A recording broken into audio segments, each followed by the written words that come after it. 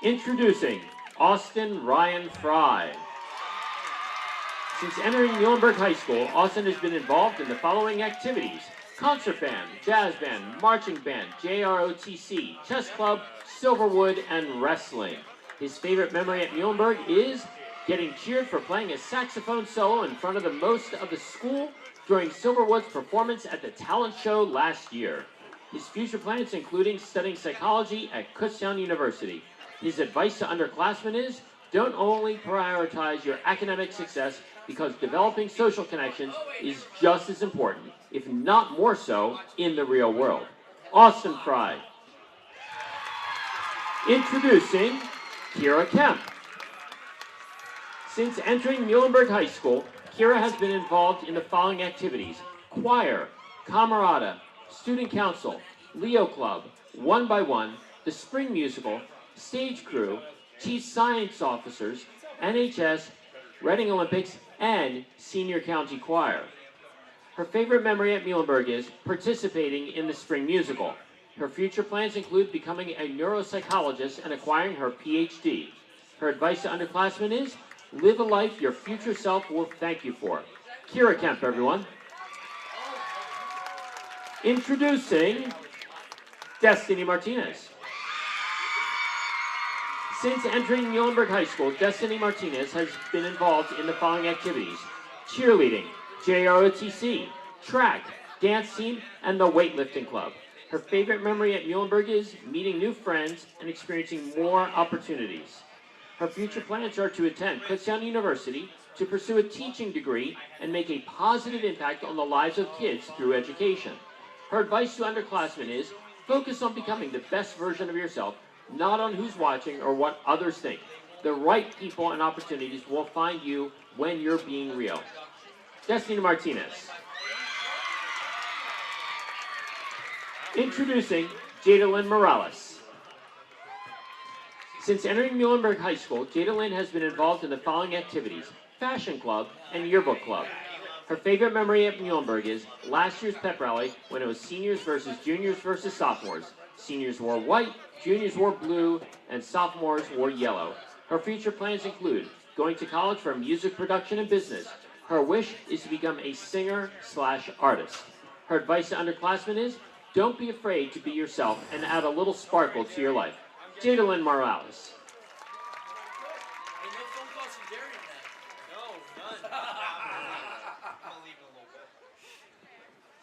He might call me on the way home. Introducing Nicole, Rajack. Since entering Muhlenberg High School, Nicole has been involved in the following activities: field hockey, student council, Leo Club, Avidum, social media club, and dance. Her favorite memory at Muhlenberg is getting all dressed up for prom with her best friends. Her future plans include attending Penn State to study biology or chemistry. Her advice to underclassmen is, get involved and try things out of your comfort zone. Nicole Rajack.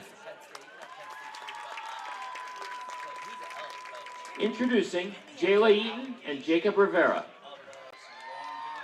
Since entering Muhlenberg High School, Jayla has been involved in the following activities: Avidum Club, Leo Club, 1x1 Club, Student Council, the Muhlenberg Softball Team, and the Muhlenberg Athletics Trainers Program. Her favorite memory at Muhlenberg is being with her friends in all of her clubs and being involved in the community. Her future plans include attending a top marine biology program in Florida and continuing her education. Her advice to underclassmen is, don't be afraid to step out of your comfort zone, taking risks, and enjoy your high school years when you can still live in them. Since entering Muhlenberg High School, Jacob Rivera has been involved in the following activities: art club and 1x1. His favorite memory at Muhlenberg is the art show last year. His future plans include going to college for a major in secondary education and history. His advice to underclassmen is, whatever going on in your life will get better, just give it time and work toward it. Introducing Addison and Gabriella Leon. Since entering Muhlenberg High School, Addison has been involved in the following activities: the cheer team, Avidum, track, and managing the lacrosse team. Her favorite memory at Muhlenberg is going to nationals to compete for cheer both her freshman and junior years. Her future plans include enlisting in the Air Force for 4 years. Her advice to underclassmen is, don't take things for granted, because a time will come when all of your firsts will be your lasts. Since entering Muhlenberg High School, Gabriella has been involved in the following activities: Varsity Soccer Team, World Affairs Club, the Gifted Child Mentor Program, Reading Olympics, Avidum, Leo Club, and Student Council. Her favorite memory at Muhlenberg is attending prom and hanging out with all her friends. Her future plans include attending a university where she will be majoring in political science and minoring in either business or accounting. Her advice to underclassmen is, don't be afraid to put yourself out there and do things that push you out of your comfort zone. Addison Faison and Gabrielle Leon.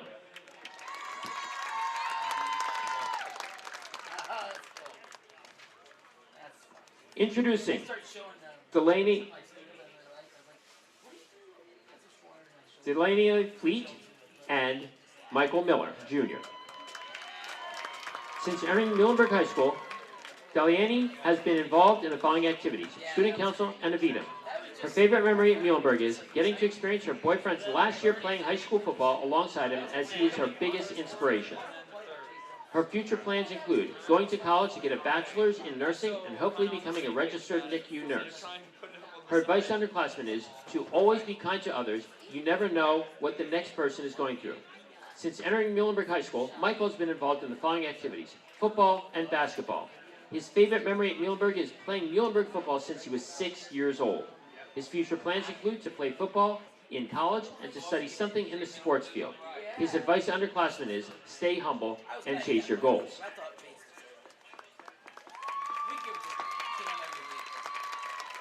Michaela Havens and Christian Coley.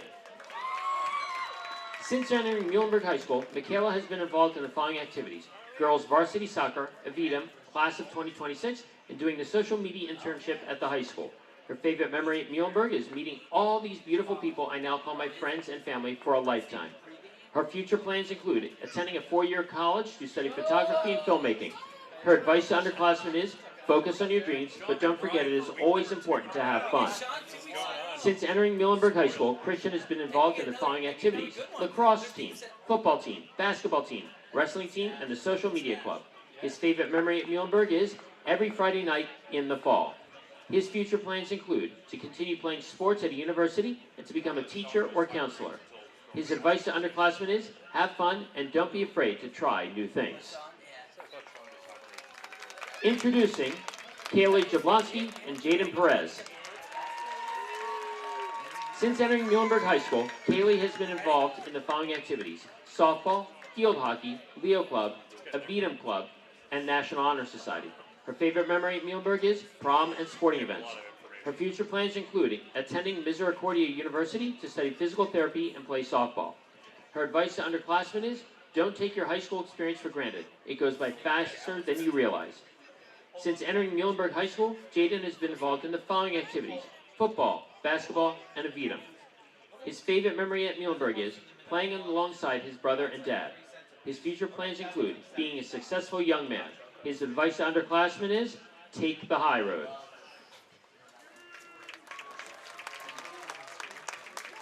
Introducing Delaney Isa Tavares and Carmen Martinez. Since entering Muhlenberg High School, Delaney has been involved in the following activities: cheerleading, track and field, and Avidum. Her favorite memory at Muhlenberg is traveling to away games with her cheer sisters during freshman year. Her future plans include going to a 4-year university in hopes of becoming an architect and interior designer. Her advice to underclassmen is to be true to yourself and keep the people who love you close. Since entering Muhlenberg High School, Carmen has been involved in the following activities: soccer, track and field, student council, Avidum, Skills USA, and FFA. His favorite memory at Muhlenberg is all the times in Mrs. Chara's room, preparing for fundraisers, pep rallies, and other class activities. His future plans include attending a 4-year university out west to study environmental and political sciences. His advice to underclassmen is enjoy the small moments and cherish what you already have. Everything is what you make of it. If you really want to have fun, trust me, it's going to feel like a party every day. Introducing Destiny Whaley and Trevor Walter. Since entering Muhlenberg High School, Destiny has been involved in the following activities: volleyball, cheerleading, and lacrosse. Her favorite memory at Muhlenberg is anytime she made someone's day better with laughter. Her future plans include going to a 4-year university and getting a degree for criminology or criminal justice, while hopefully continuing her athletic career. Her advice to underclassmen is never care about what people say about you, and don't let others' opinions control your emotions and how you view yourself or your worth. Trevor's favorite memory at Muhlenberg is his sophomore year. His future plans include going to college and getting a degree in business. His advice to underclassmen is, you only live once.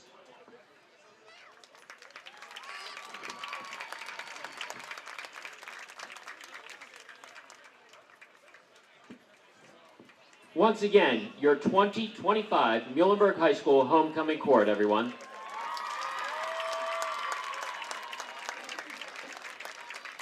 And now, it is my pleasure to introduce your homecoming king and queen.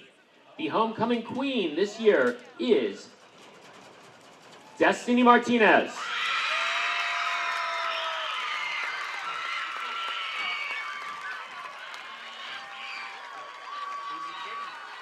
And your homecoming king is Carmen Martinez. Congratulations to our queen and king, and to everybody on the court. You do our school proud. I wish Jerry was homecoming king. I bet he wasn't. I bet he was in school. He's the cake, flawless. I wasn't like nearly enough for that.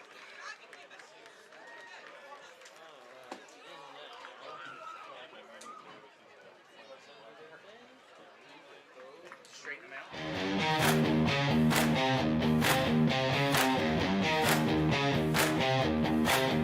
The whistle blows, the crowd ignites. Underneath those blazing lights,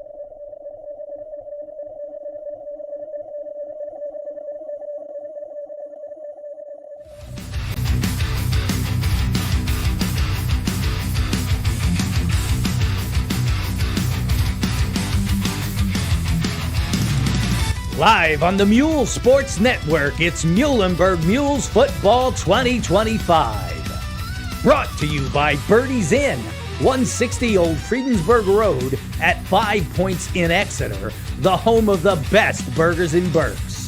Goosehead Insurance, the Coley Insurance Group, the power of choice.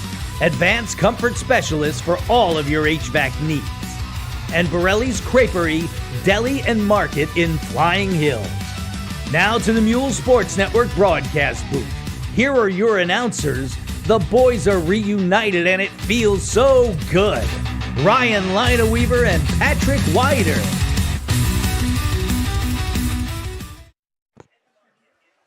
Well, good evening and welcome into what should be an interesting matchup here between your 7-1 Muhlenberg Muhls and the 4-4 visitors, the Academy Park Knights. The Knights coming in from down towards Philly, fresh off a win against Chichester, I believe. So they're coming in pretty decent size from what we can see. But I'll let my friend over here, Patrick Wider, talk a little bit about that. Yes, so they come in and they're 4-4, and they have 2 losses by 1 point each, 7-6, and they lost another game 20-21. So they could very easily be 6-2. And so I went down, and I always go down, and I check out the field for about 30 minutes or so, and I was impressed with their size. They got some big boys now. You know, size doesn't mean anything if you can't fire off the ball and hit somebody. So I don't know that. They didn't have their shoulder pads on, which some head coaches do. But so we'll see. But, you know, they're a competitive team, and they beat the Muhls last year 53-36. So, you know they're going to come in here confident and be ready to play. We will talk a little bit more about this upcoming matchup. Right after this, we'll take a quick commercial break, and we'll break down Academy Park taking on your Muhlenberg Muhls in just a bit right here on the Muhls Sports Network. Life moves fast. Your insurance should keep up. At Goosehead Insurance, the Coley Insurance Group, Brad Coley shops over 30 top-rated carriers to find the right coverage for you. Home, auto, business, life. Whatever you need, they've got your back. Real service, real savings, real fast. Goosehead Insurance, the Coley Insurance Group, the power of choice.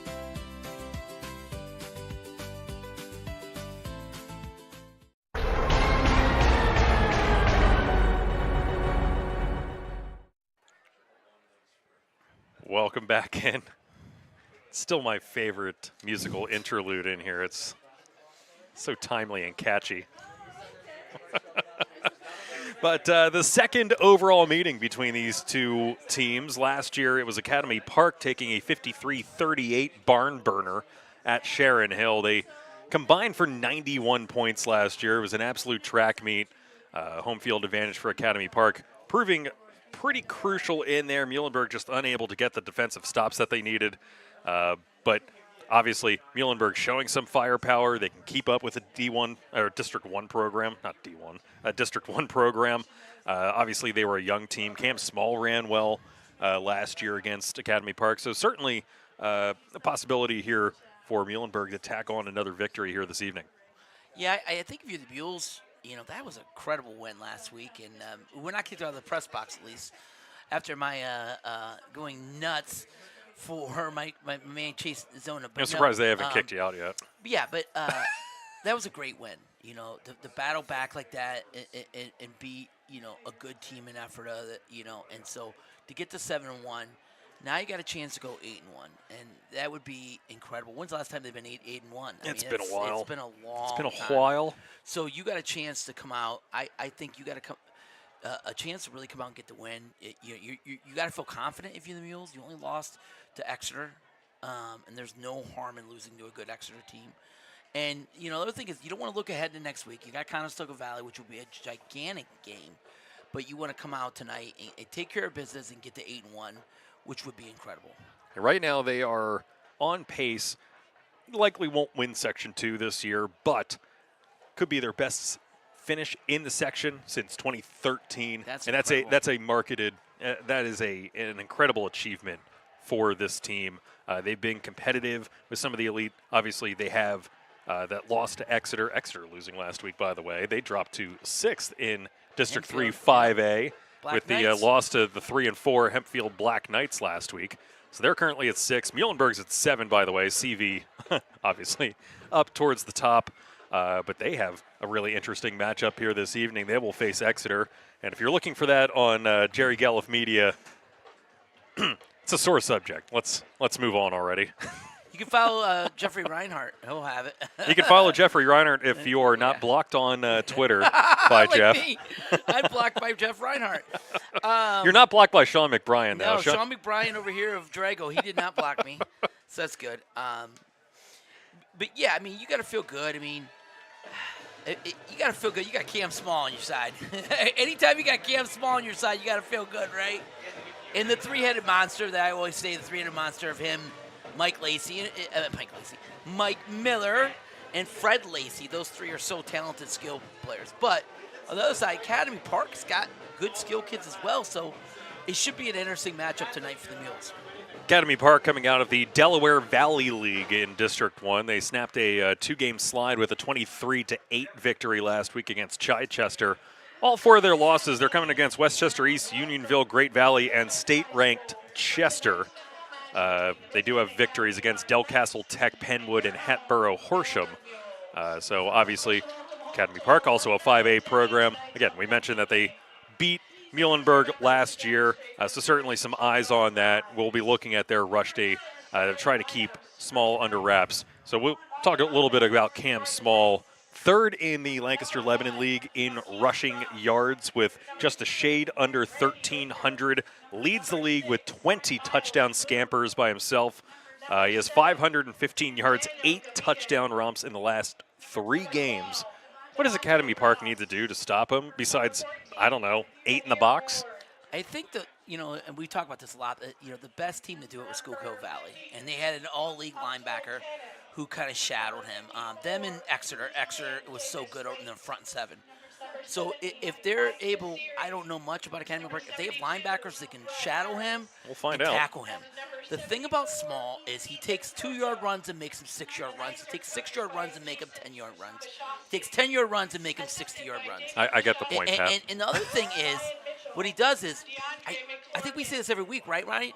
Doesn't he get better as the game goes on? Usually. And then very always, Saquon of last year's Eagles team, that it's just a chip away at over time. Yeah. And like he did against the Rams. Fourth quarter comes along, he's breaking one loose for 60 yards and scampering, and Cam Small does the same thing. Yeah, and he usually always has one long one in him. So that's the other thing. So you got to feel good. I'm expecting him. I mean, how many times did he carry it last week? It was 25, 28, 29. So I expect a big Breaking game from child him. labor laws is what they were doing last week. Yeah. So, I mean, if I was playing the Mules, I would run like a 4-4, 6-2, something like that. Be like, I'm not going to let him run between the tackles. Don't like a 4-6 defense, the old Buddy Ryan? Yeah, something like that. And I would go man up, and I'd be like, look, I'm going to let Baez beat me, see if he can. And he might. He might be able to hit Lacey over the top of you. Might be able to get Miller, but Depends on their athletes. Yeah, but Cam Small is so good. You're still going to find ways. He'll still be able to pop one. You can still throw the ball to him. He's such a good athlete. And by the way, he's got a big college visit this weekend as well. Going to Kutztown, right? Kutztown, finally. And I've been Boyertown's 13th grade, as I call it. If If my wife's listening to this, which I know that she's not, she she's would understand Kutztown that grad? joke. She's a Kutztown and Boyertown grad, so Okay. I always joke. She always talked about how many of her classmates she went to Kutztown with. I'm like, yeah, it's because it's Boyertown's 13th grade. Okay. I didn't know that. There's the joke that I had to over-explain and beat to death, so thanks, Okay. Pat. I don't know. I'm a Lancaster County guy. But no, I mean, it's good for Cam. I mean, I definitely think he's a college football player. And you got to think like Mikey Miller, getting him the ball tonight. He's throwing the ball, receiving, on rushes, and then get the ball to Lacey as well. For the Mules, their best start, you wanted the answer to that. We have it. It's their best start. Sorry about that. Stepped on my mic cord here. This is their best start since 2007. They're averaging over 351 yards, 39.3 points per game. And, yeah, it's been a while, Pat. It's been 18 years since the Mules have been like this. And I know we keep saying it every week, but we were here 2 years ago when they were 1-9. Sure were. And they should have been 0-10. That shouldn't even count as a win. So, all right, go ahead. We will take a quick break here for the national anthem as the colors are presented, and be right back here on the Muhls Sports Network.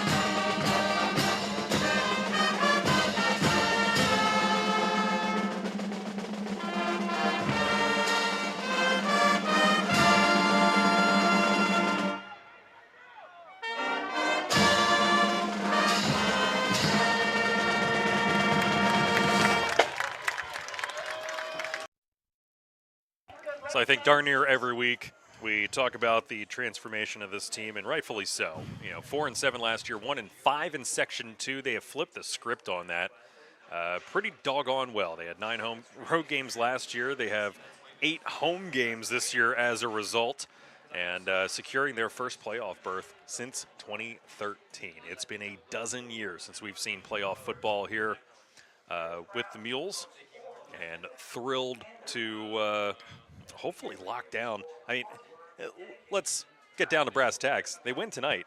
They're likely hosting a playoff game. For sure, and that's why this is such a big game to get to 8-1. And what I love is the first 4 games is blowouts, but now they found a way. They won a close one last week by 5 points.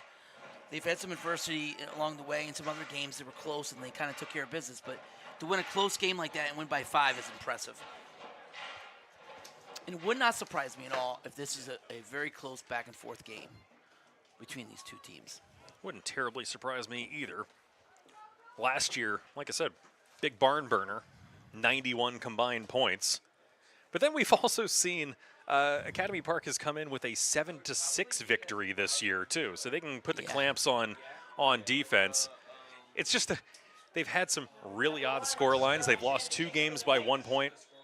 Yeah, it's been tough. It's hard to get a read on them. I looked at the They lost prep 7-6. stats. Yeah, they lost 7-6. Yeah, so it's hard to get a read on them. So we'll see. Now we're back to Lacey. Lacey goes back into the end zone. It's an automatic touchback. Yeah, when it goes the automatic in the end zone, touchback. Yeah, in high school, it's automatic touchback. It's a good kick by the kick. It. You don't see many kickers who can kick it in the end zone. Sure was. We got a penalty already. How can you have a penalty that quick? I don't see any flags on the field. I do. I see one. Where is it? Yeah, it's on the far side. Official picked it up. It's on Academy Park. It's. I think. Maybe not. It's kind of hard to believe because there was no return. So dead ball, personal foul. Wow. On Academy Park. Good way to start. Interesting start. How do you get a I don't know how you get a. I don't know how you get a personal foul on a kick that goes into the end zone, but. Hey, we'll take it. Here we are. Muhlenberg coming off of a come-from-behind victory against Ephrata. They trailed 28-27 with under 8 minutes remaining. Ephrata recovered a fumble at the Muhls 35. They scored the go-ahead touchdown. Muhls instead kept their legs churning, just like on that run. Kemp Small getting a few. The bread and butter, pull the backside guard, they're running power. They love that. They run that play probably 20 times a game. Get about 3 yards. Their front 4, it looks pretty stout and strong, so we'll see how it holds up today. Gain of about 3 on the play. Handoff once again to Small, this time off the left side. He gets up to around the 40. Gain of another 2 or so. It'll be 3rd and 5. Yeah, right there, Musa Donzo, a 6'1", 180-pound linebacker, came up. Looked like he made the tackle. Nice play there. So 3rd and 5 here. We haven't seen him put it in the air yet. You might be a chance here something over the middle, maybe a bubble screen. But for sure, they're manning up. They're manning up and just leaving one safety in the middle and going to, trust them to make plays on these receivers. This time, first down for the Mules is Cam Small across midfield inside the 50, down to about the 46. It'll be a first down. Or just give it to Cam Small. Or just give it to Cam Small. Yeah. On 3rd and 5. Why not? Yeah, that was a good look. They brought the motion out like they're going to run a bubble screen. They just give it to the Small, and he runs up and gets the first down. 14 yards for Cam. We're off to the races here. First down in the books. Now they'll move Small out.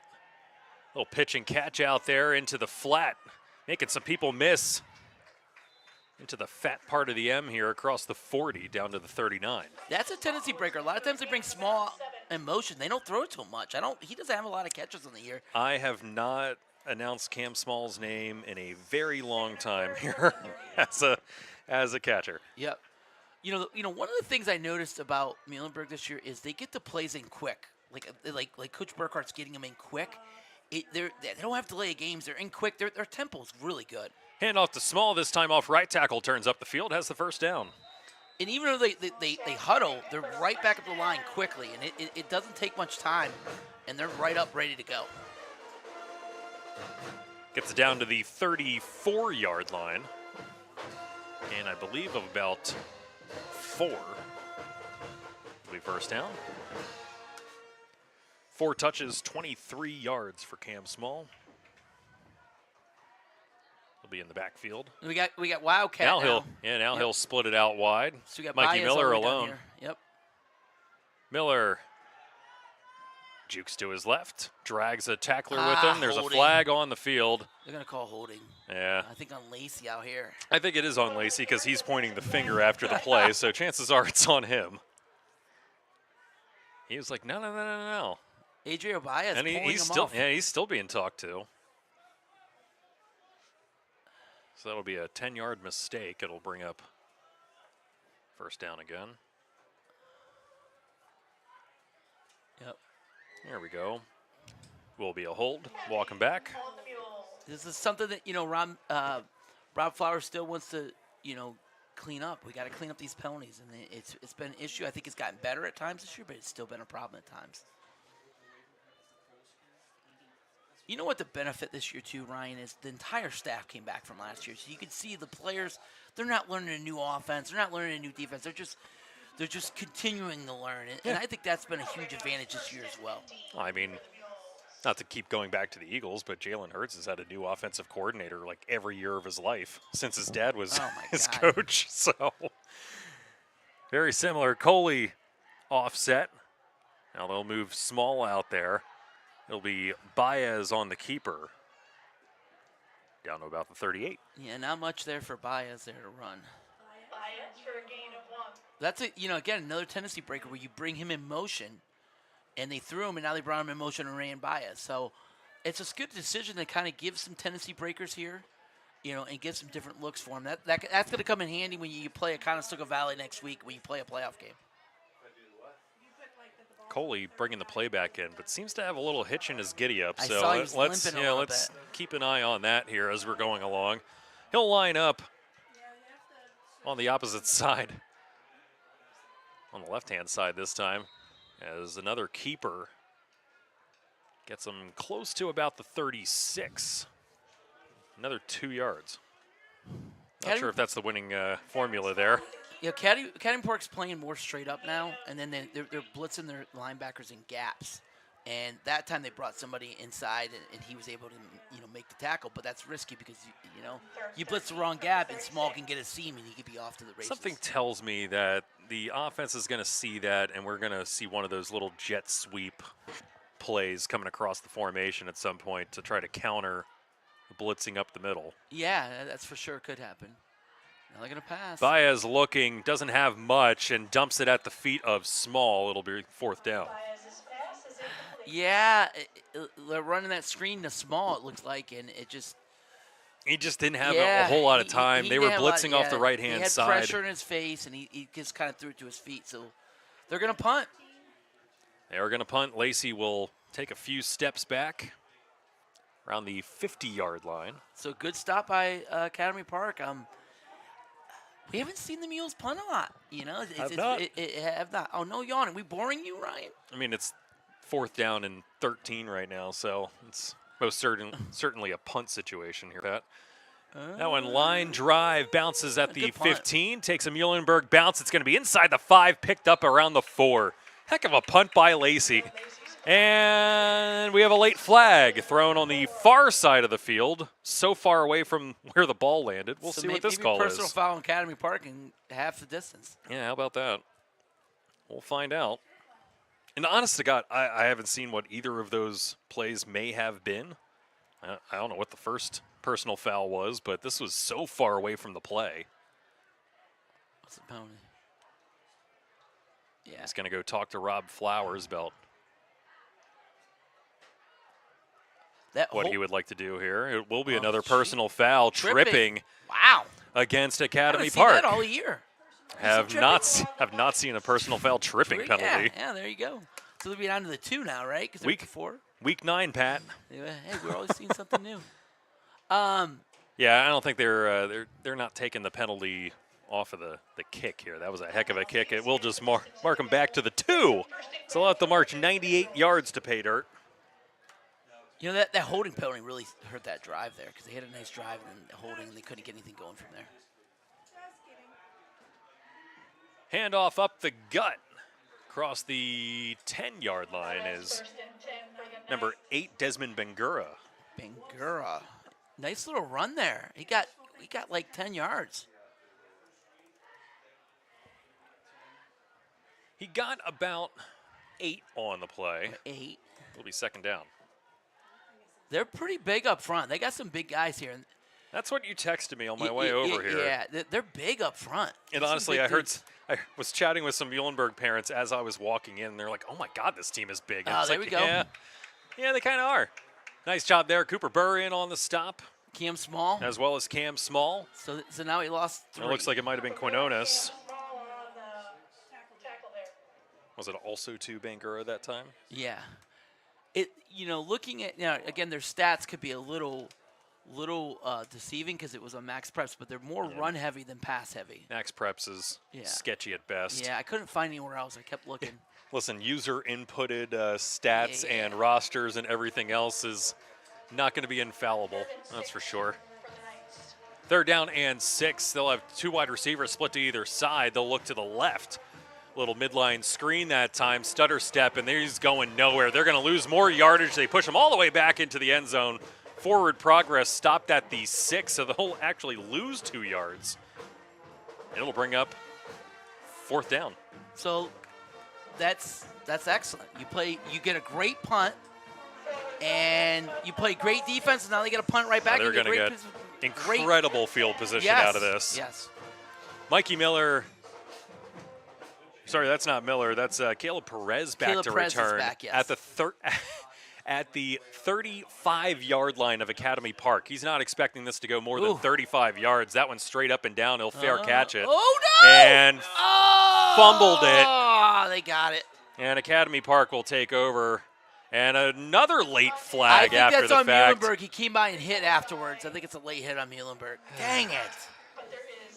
That one, Perez not getting underneath it. He reached out with his hands. And, Pat, you're the coach. You tell me if that's proper form. No, it's not. You got to get your whole body under it. It's like a fly ball. You got to get your body under it and catch that. And he did not catch it at all. Yeah, he just kind of stuck both of his hands out, hoping that it would fall in there. He chicken-armed it. You can't chicken-arm it. You can't get your arms It's the old out there. alligator arms. Yeah, you can't alligator arm it. You got to get your whole body under it and catch it. It's the Todd Pinkston special. Oh, my God, you're playing great defense. You get the punt. And then get the punch and have it on your own 35, or on the Academy Park 35. And then you get the late hit. Oh, that's horrible. The late hit will push Academy Park up to the 47-yard line, where they will start, I guess, technically their 2nd drive of the game. Yeah, that's their quarterback. Yeah, Marquise Spross back there at QB. Yep. He's more of a runner than a thrower, I think, watching some of this film. This one, pretty tight bunch formation. They'll send Bidet in motion. This time, Ross with it, trying to go to the outside, has the 1st down, still going. He had no blockers in front of him, a whole swarm of mules, and finally somebody decides to make the tackle, and it's Zona. That was a great play design. They faked it inside, and they brought him around and end around like counter play, and they were able to get a big play there. Nice run design. They had everybody inside, so they didn't have them spread out tight, and you bring everybody in, and then you run the end around the other way, and there's nobody outside. So great play design by Academy Park. 15 yards for Devontae Ross on his first carry. They'll go trips left this time. Spross hands off up the gut to Bangura. Bangura breaks free. Now finally Zona and Burr making the tackle right around the line to gain, and it may just be an automatic first down. Looks like they're actually going to mark him just short. It'll be second and a few inches.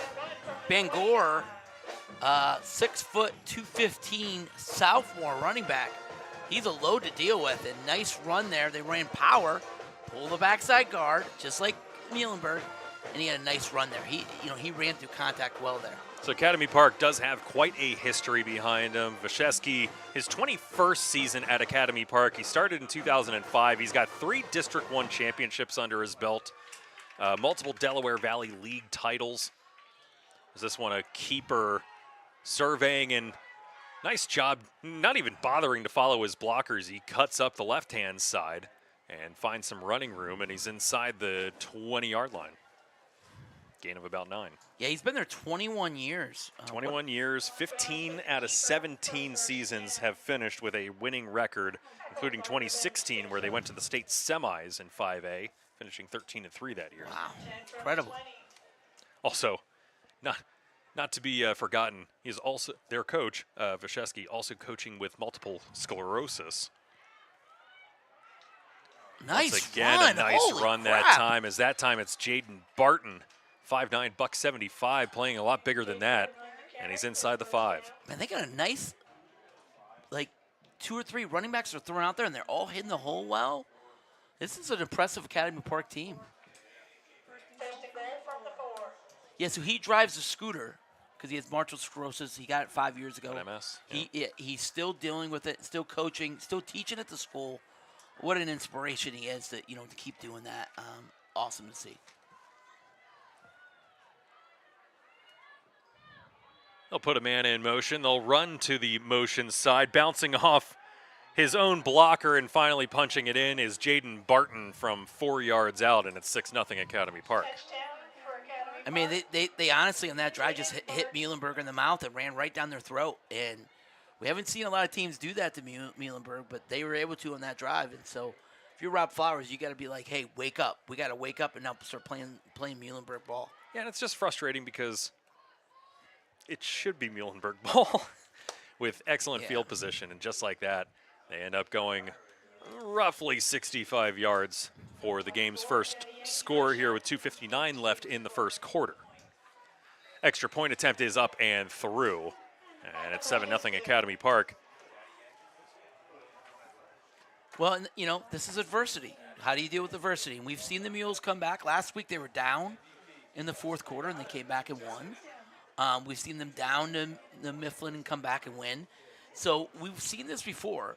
So they got a long track record, and they got to keep it up. They got to go get a touchdown right now. Let's go tie it up. A lot of Cam Small in this drive. You know what else feels like scoring a touchdown, Pat? What? Going to birdies. Oh, it does. Great transition. Every week, trying to think of new ways. Dinner check, drinks check, live entertainment, absolutely. Birdies Inn is your one-stop shop for everything awesome in Exeter. Sink your teeth into the best burgers and Berks, then stick around. There's always something happening on the stage. So this week, you got Chuck and Steve Acoustic on Saturday from 7 to 10. Birds and Vikings on Sunday from 1 to 4. Hopefully the Vikings don't have Carson Wentz as their starter. Otherwise, good luck. Monday 5 to 8, Dancing on the Deck with DJ Jimmy 2K. Tuesday 6:30 to 9:30, open mic. Wednesday 7 to 9, Jumpin' Jay's Music Trivia on the deck. And Friday 7 to 10, Mr. Nice Guy's Stray Dogs. I'm hoping that is actually a band of just stray dogs playing. They have opposable thumbs for picking the All right, guitar? keep All right. going, Skippy. Anyway, don't forget the Late Night Kitchen Friday and Saturday night from 9 to 11. Food, music, community, that's Birdies. Find us at 5 Points. We'll save you a seat. Ooh. And that one will bounce out. Illegal procedure, and the Mules will get pretty okay field position out of it. Do they have karaoke night so we can have Jerry go sing? They have open mic on Oh, Tuesdays. That's there we close go. enough, isn't it? Yeah, let's do it. All right, Mules, we got to get a drive together right here, Ryan.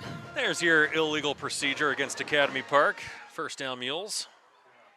I would just They're squib it. going to they were going to force him to kick it again, but I shorter would this too. time. I would too. Wouldn't you if you had Lacey and Miller back there? Yeah, I'd kick it out of bounds again if I could. I would squib it against these guys. These guys are dangerous back there. Nah, I'd want nothing to do with them back there. Oh, they got a couple more fans. They got 5 or 6 over there. They do have 5 or 6 fans. 6. That's Exactly. so Yeah. tough. I mean, Wait. There's 2 more down there. There's 8. There's 8 fans. But to be fair, I mean that's Wait, a long there's drive. another one. Oh, there's a small kid walking there. I think that might be 9. That's a really long drive. It is. You know, It's families, no joke yeah. from Sharon Hill. Yeah, and families might not be able to afford it, and so it's tough. I can understand. Trust me, I used to make that drive down to Delco. All the way down 352, 452, wind your way into media. Yep. Heck yeah. This one, they will decide to boot it away. Miller has it around his own 10, across the 20, 30, 40, 50, and that's why you don't kick to Mikey Miller. He's got one man to beat, and he's got it. Touchdown, Mules. Touchdown, Mules! I don't get it. I just said it. I don't understand why anybody kicks it to them. They're dynamic. And hey, don't worry, there's another flag. Holding against the Mules. This one will be walked back from, I don't know where. Where the heck did they even throw that flag? I don't even know where they threw the flag, so I can't even tell you where they're going to be starting right now. Rob Flowers, a little beside himself. He has the headset off. He's going and talking, and he's like, okay. Yeah, Cooper Burr, they called it on. He's not happy. Yeah, he's like, I don't believe you. I saw the shoulder I shrug there didn't from really Rob. see much.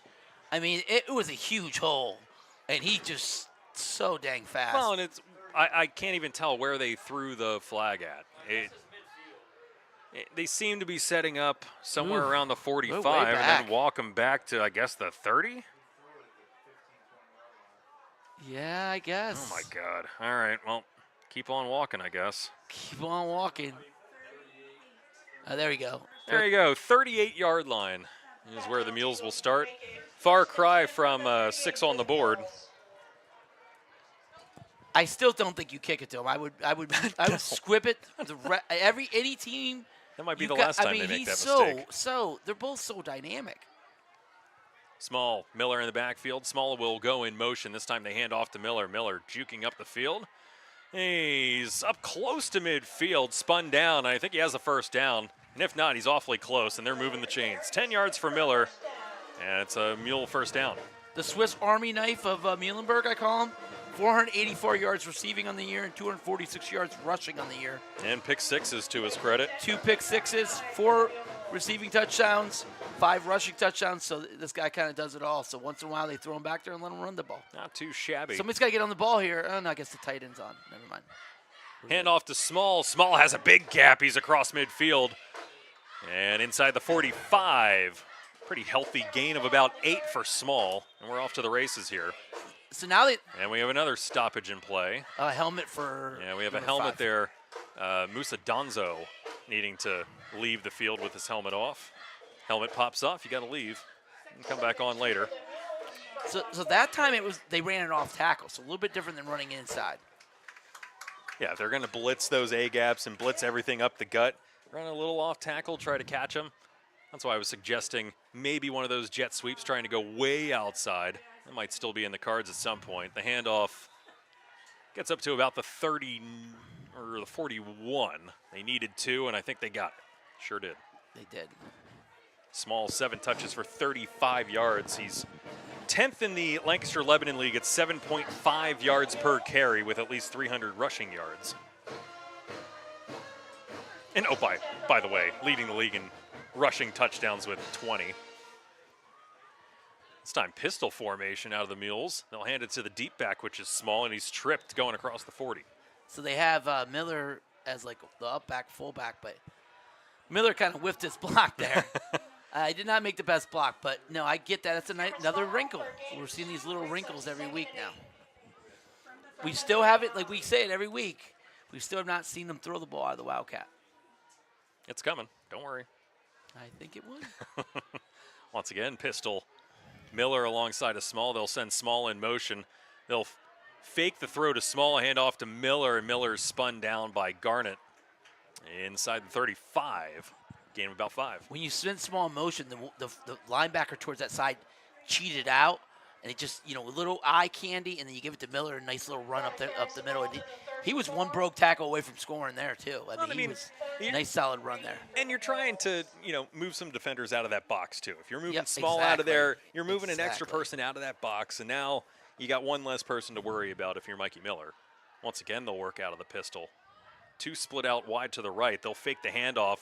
Baez rolling, chase, throws. Complete. And completed. Hey, nice diving catch that time. It's got to be Contras.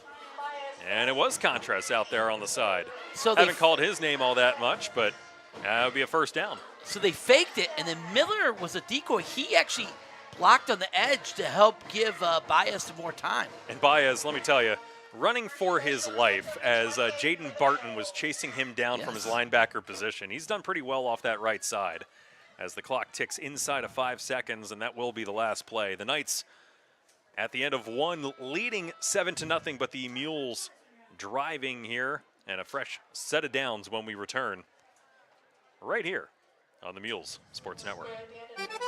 At Borelli's Creperie, Deli, and Market, they keep it simple. Good food, fast, fresh, and delicious. In the mood for a hoagie? Choose one from the menu or tell them what you want. A hot sandwich or a cheesesteak? They've got that covered too. Lunch meat for a family gathering? They have it fresh cut to order. Craving Italian? There are imported specialties you won't find anywhere else. Along with drinks, chips, snacks, and hot or cold brewed coffee in caramel, French vanilla, and hazelnut flavors. That's Borelli's Creperie, Deli, and Market. 15 Village Center Drive in Flying Hills. Good food, fast, fresh, and delicious.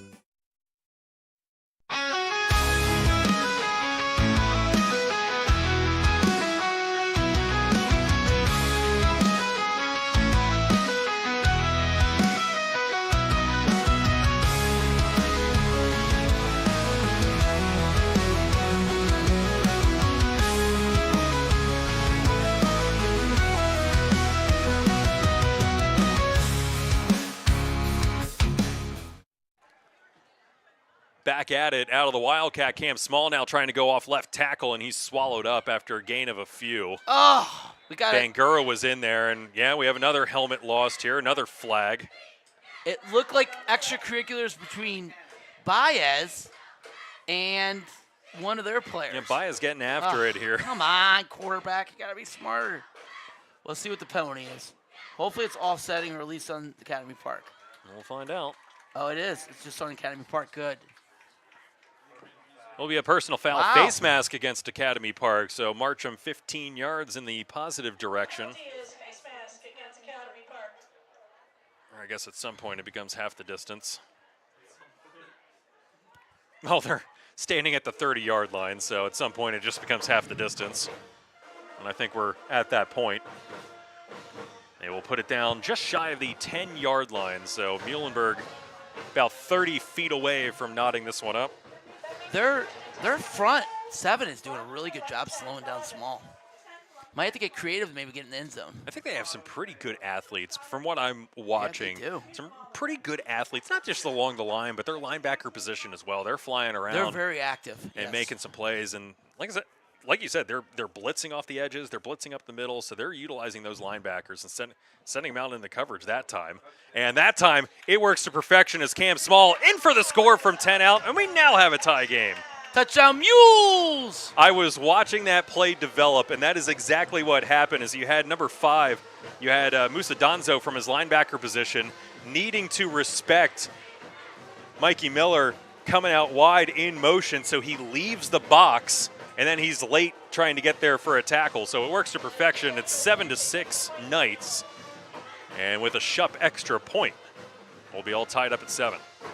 Oh, bad snap. Bobbled snap. And it will jinxed stay us. 7-6. You jinxed us. He said it was tied, and it wasn't tied yet. I said The he announcer could tie curse. Okay. it with the extra point. But, when you run offensive plays, you're looking for a gap or two. And that's exactly what you get, that motion.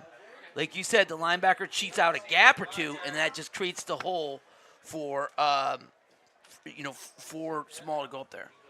So,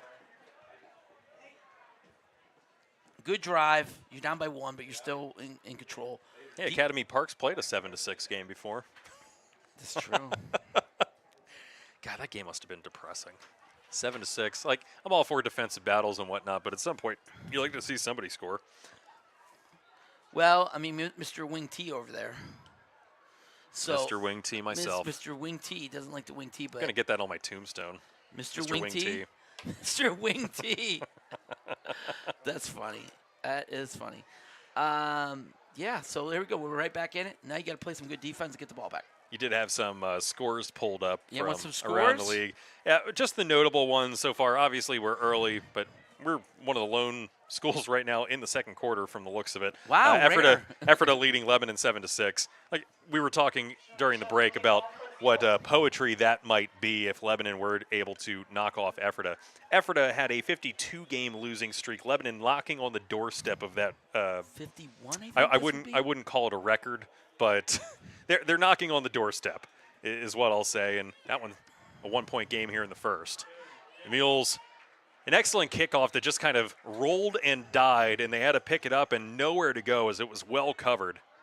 Twin Valley over LS. That's a heck of a game in Section 4. Twin Valley ran the table against YO in YO on Saturday. That was impressive. They went in and just absolutely stomped YO at home, which is incredibly impressive at Bob Wolfram Field for a team to be able to do that. I mean, LS has been able to do it on occasion, but not like that. Not holding YO to just 7 points. Coach Myers out there at Twin Valley's done a heck of a job. I was talking to West Reading's rec director today because he's a Muhlenberg grad, and we talked Muhlenberg a bunch. Talked about the game tonight, and he was asking about that, and yeah, it's awfully impressive. It really is. Handoff up the gut. Jukes to his left, has a hole, brought down. Once again, Cam Small, Mikey Miller on the stop, as that was Jaden Barton getting about 6 or 7. A different look there. They're going too tight, so you spread out the gaps a little bit there, and then you run inside. So, this Academy Park team is very well coached. You could tell.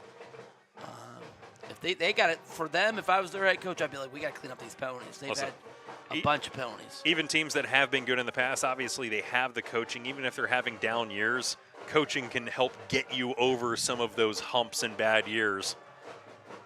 And they certainly have that in spades. 21 seasons for their skipper. They'll put Bidet in motion and instead hand it off up the gut to Barton. Barton close to a first. I think the far sideline official indicates that he has it. They're subbing a lot of kids, a lot of different running backs. We see different running backs. We see different receivers. They're doing a lot of subbing. It was hard to get a read on him trying to find stats and everything else. Obviously, it's really hard. It becomes really difficult when you're branching out of the Lancaster-Lebanon League. I talk about it frequently about how spoiled we are with excellent football coverage and really a lot of sports when it comes to Lancaster-Lebanon League. We're very, very special and spoiled here compared to a lot of leagues around the PIAA, as this one swallowed up. So that time they went zero coverage. They actually brought Zona up to cover the slot, and then they brought pressure off the edge. They said, "Hey, we're going to stop this run," and they stopped it there. Yeah, it looked like Small was in there. Yep. We are. If you play a mid-pen, I can go get a ton of information on mid-pen team. But it is hard. But it's it's difficult for some of the Philly teams because, not to divulge too much, but obviously local papers don't necessarily exist down towards Philly. The Philly Inquirer has kind of swallowed that entire area. So it's really difficult to get an awful lot of high school stats off of the Inquirer. That one, little pitch and catch that time. They completed out to Bangura. And it's another first down. And they just drop him in the flat, and he's just wide open in the flat. And, kind of a long throw all the way to the left hash to the right hash. Nice throw there, and they got the first down. And they're moving. This is a good Academy Park team. We're in it for a battle tonight. old school huddle. They're huddling towards the sideline. You don't see that a lot. Kind of like it. Everything in tight here. Last time they did this, they ran a counter. Spross with Barton in the backfield next to him. Now they spread out. Two wide spread out to either side. In the gun, fake the handoff, bombing it deep, Zona in coverage, and well covered that time by Chase. 2 picks last week, excellent coverage this week. Yeah, Zona's a great safety at always being in the right spot. Decided to take a chance. The first time we've seen him throw the ball downfield, everything's been run or underneath throwing. Took a chance. Yeah, Spross, his first incompletion by my tally. Oh, they're going to call a timeout, Muhls. They want to get their defense settled, I think. Good timeout. 2nd down and 10. You want to go scores? Yeah, we can go scores a little bit. Hempfield leading Cedar Crest 7-6 at the end of 1. Township over Penn Manor 7-0. That one in the first. Wilson over McCaskey 21-0. Also in the first. Exeter leading Conestoga Valley 3-0 in the first. Mifflin E-Town scoreless in the first. Ephrata 7, Lebanon 6. That one in the second quarter. That one moving right along as well as ours. Manheim Central over top of Garden Spot 7-0 at the end of 1. Cacalico and Weiser knotted at 0. Solanco 7, Fleetwood 0. That one in the first. Twin Valley 20. Where did that come from? You need to find whoever's covering that game and find out the developments here. Twin Valley 21, Lampeter Strasburg 0 in the second quarter. Elko 7, Donegal 0. Let's go Raiders. Daniel Boone 7, the Vikings of Northern Lebanon 0. And then Section 5, I'm not even going to bother because it's all nothing. It's 0-0. So if you're following any one of those 8 teams playing there, I don't know what to tell you. Warwick 7, New Oxford 7, Academy Park, well, you know that score. And Oxford 23, Reading 0 at the end of 1. Now what? Got a near sideline official running in, waving his arms to stop the clock a second. 2nd down and 10 here for the Knights, 8:14 left. Once again, man in motion. Spross, a little toss play this time. And cutting up the field, 1st down. Boone He's gone. Breaking across the 30, 20, 10, 5, 43. I think is that Bangor? Nope. That would be Miles 6. Boone. Oh, Boone. That would be Miles Boone wow. from 57 he can fly. out. That's the first touch that I have for Boone, unless anyone else has one. Play design. The toss out there, he hit it, and he was gone. And he was patient enough to wait for some blockers out in front of him, but not too patient, you know, that he was waiting around forever. He saw a lane open up, and that burst of speed, he just took it, and 57 yards to the house, and it's 13-6. That's outside of Leo Brown, that's the first time I've seen somebody with that type of speed against the Mules this year. Extra point attempt is, and I kid you not, I'll say his name after he punches in the extra point. Their kicker this evening is Daddy Yankee Pochette. What a name! Somebody call Mayor Moran. I know he's like the biggest Daddy Yankee fan around. So, somebody call Eddie. Invite him down here. No, I'm not kidding. His name is Daddy Yankee Pochette. 24. That's incredible. You know what? New favorite name of the year. That beats Olajuwon. That's incredible. Great name, man. I'm so proud of his fans. Man, I was not expecting that. I did not look at the full Academy Park roster before this matchup, and now I'm sad that I didn't because what a surprise. Daddy Yankee Pochette. Oh, my. All right, so, man, maybe this is going to turn into a track meet now, right? It was a track meet last time. Yeah. You know, like I said, 91 combined points last year. And, you know, hey, keep breaking runs loose like that. Could be off to a track meet.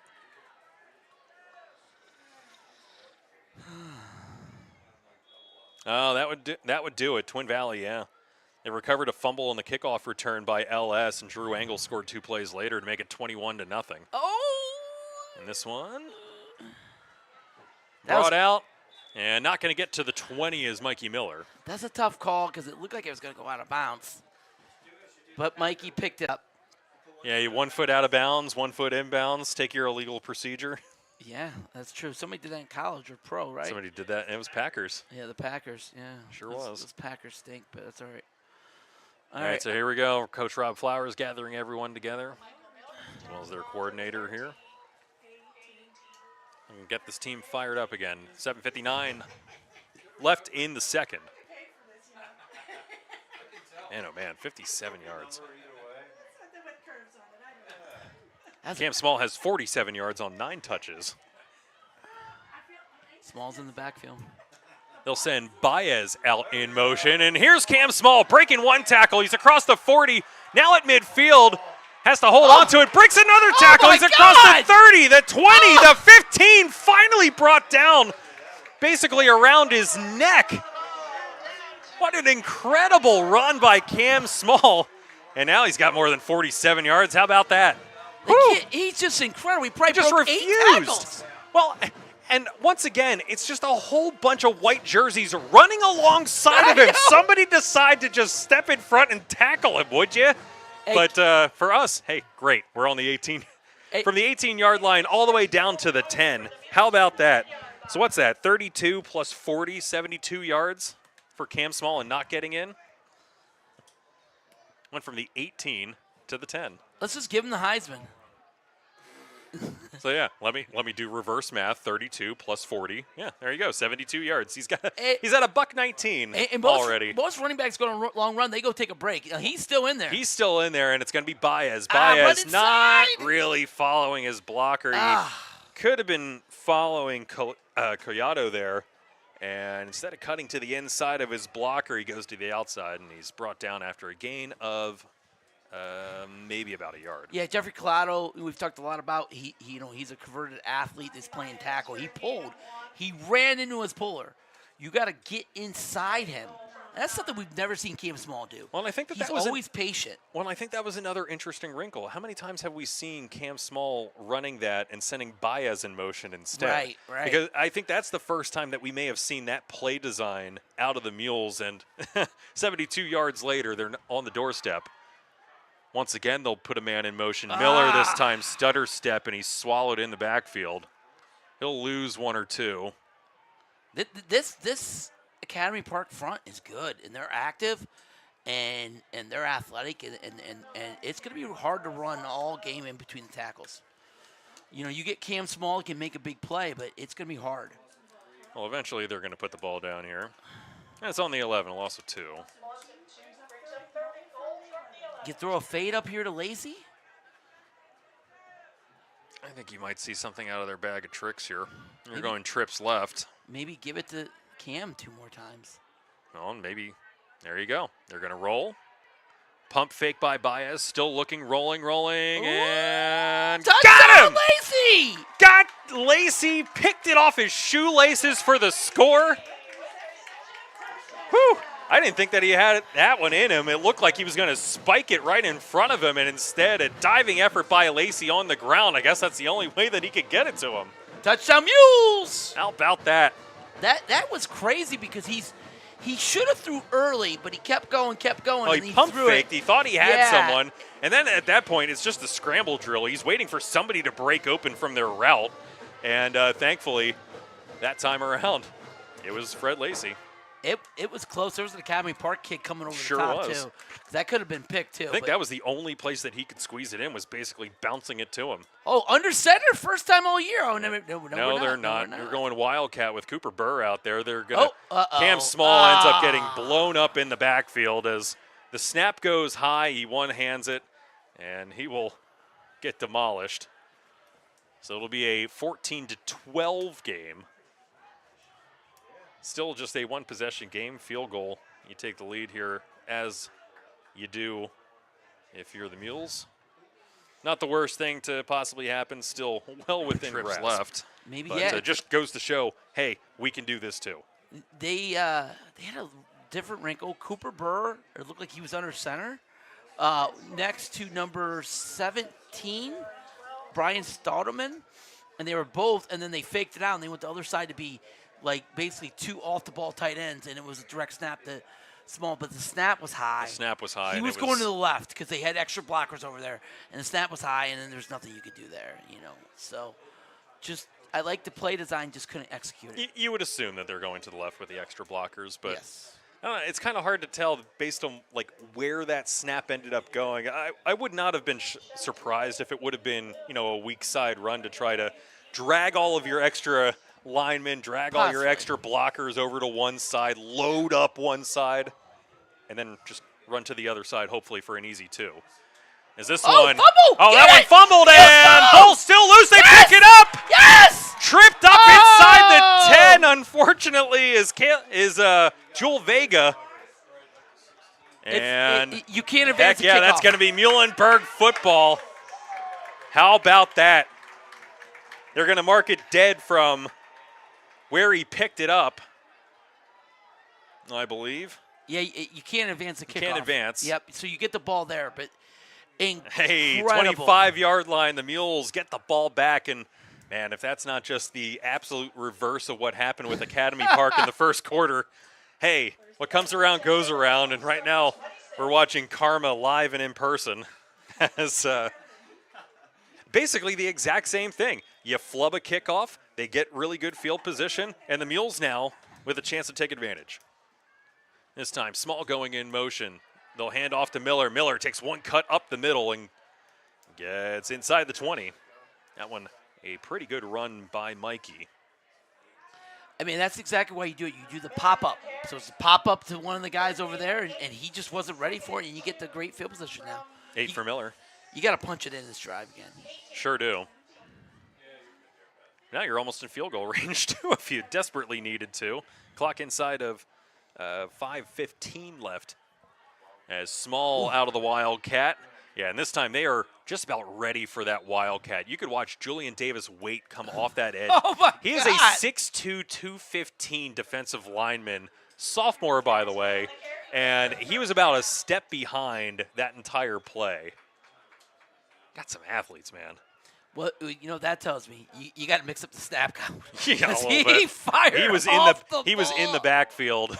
We got a 15-yarder, it looks like, on And Academy Park. Yeah, we got a flag thrown over by the Academy Wow, Park I think a sideline at the coach- 10. I think one of the coaches came out and said something to the ref. They're melting down. It had to have been. There's Yeah. no other reason for a flag all the way down there. And we got a player hurt for them, so they're down, and now they split them up. Man. I'm not sure if it was words or if he made contact or what that ended up being. But a personal foul would walk him down half the distance right now. Yeah, they moved it down to the 7? Be about the 7-yard line. Mm-hmm. After a gain of just about 2 for Small off the Wildcat. But yeah, teams are, that time it felt like they were catching on to the Wildcat a little bit. Yeah. It will be unsportsmanlike on Academy Park here. If you do it, you got to mix up the snap count because they're firing off. That just reminds me of John Gruden talking to Jackson Dart. Remember, you ever watch that interview when he's interviewing Jackson Dart and he's like, hey man, what's your snap count? What's your cadence? And it's just a clap. Right. He's like, all right, well, what do you do to try to fake him out? And he's like, hey, watch this. And he just claps twice. And they're like, no, that can't possibly be it. Maybe let's clap twice next time on the Wildcat. Baez will send him out. QB keeper going up the gut, and he'll be stood up around the 5. Yet again, another flag thrown. And I think it's going to be another face mask as, once again, you have, not Kyle Archie, wrong one. It'll be Fred Lacey down here adjusting his face mask. So I'm pretty sure you may have some illegal hands to the face. Kyle Archie was also a wide receiver, and I'm pretty sure he was either 4 or 2. One of the two. He was 4. He was 4. Exactly. That's why I remember it's Kyle hard Archie. to Yeah, he was keep a heck track of a of. player. He was 4. Underrated player. 6'3", really good player. 6'2", 6'3". Yeah. Played basketball. Yeah. Face mask. Jeez. These Will be a guys are face melting mask. down. Will be personal foul. Wow, to the head. Wow. Okay. We've seen It'll whipping. be a personal we've foul. seen tripping, and we've seen that now. I've never seen some of these calls all year long, and honestly, I'd have to dig back into my memory bank to remember the last time I've seen any of these calls in a high school game. that I've called. Just bizarre. This time, keeper, get him in. And it'll be Cam Small in for his second score of the game from just 3 yards out. Touchdown run number 22 on the year, and the Mules do capitalize on the flubbed kickoff return and take the lead here. It's 18-14 Mules. An odd scoreline. So they bring in Cooper Burr, and they bring in Brian Stouterman, and you get 2 extra tight ends in there to block. And that's exactly what they did. They're just running single wing offense, give it to Cam, have 10 guys block. At this point, you have a 4-point advantage, 2-point conversion will make it a 6-point game. You don't even have Baez out there. Don't even have Baez out there. It'll be Cam Small going off right tackle and marching it in for 2. So it'll be 20-14 Mules now with 4:38 left in the second quarter. Tell you what, before we go any further, Pat, we got to take a commercial break because we have yet to do that here in the second quarter because we've just been mowing straight through. It's been nonstop chaos here. So let's take a commercial break with 4:38 left here in the first half. The Mules now with a 6-point lead thanks to a flood kickoff return by the Knights that the Mules take advantage of. It'll be the Knights returning here again when we return on the Mules Sports Network. Life moves fast. Your insurance should keep up. At Goosehead Insurance, the Coley Insurance Group, Brad Coley shops over 30 top-rated carriers to find the right coverage for you. Home, auto, business, life. Whatever you need, they've got your back.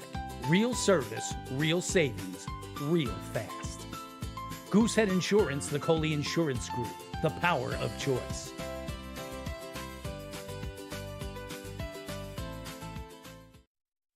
Yeah. 20-14. Yeah, I was unmuted. I don't know why that took a weird pause, but 20-14 Mules. This one, a little short kickoff.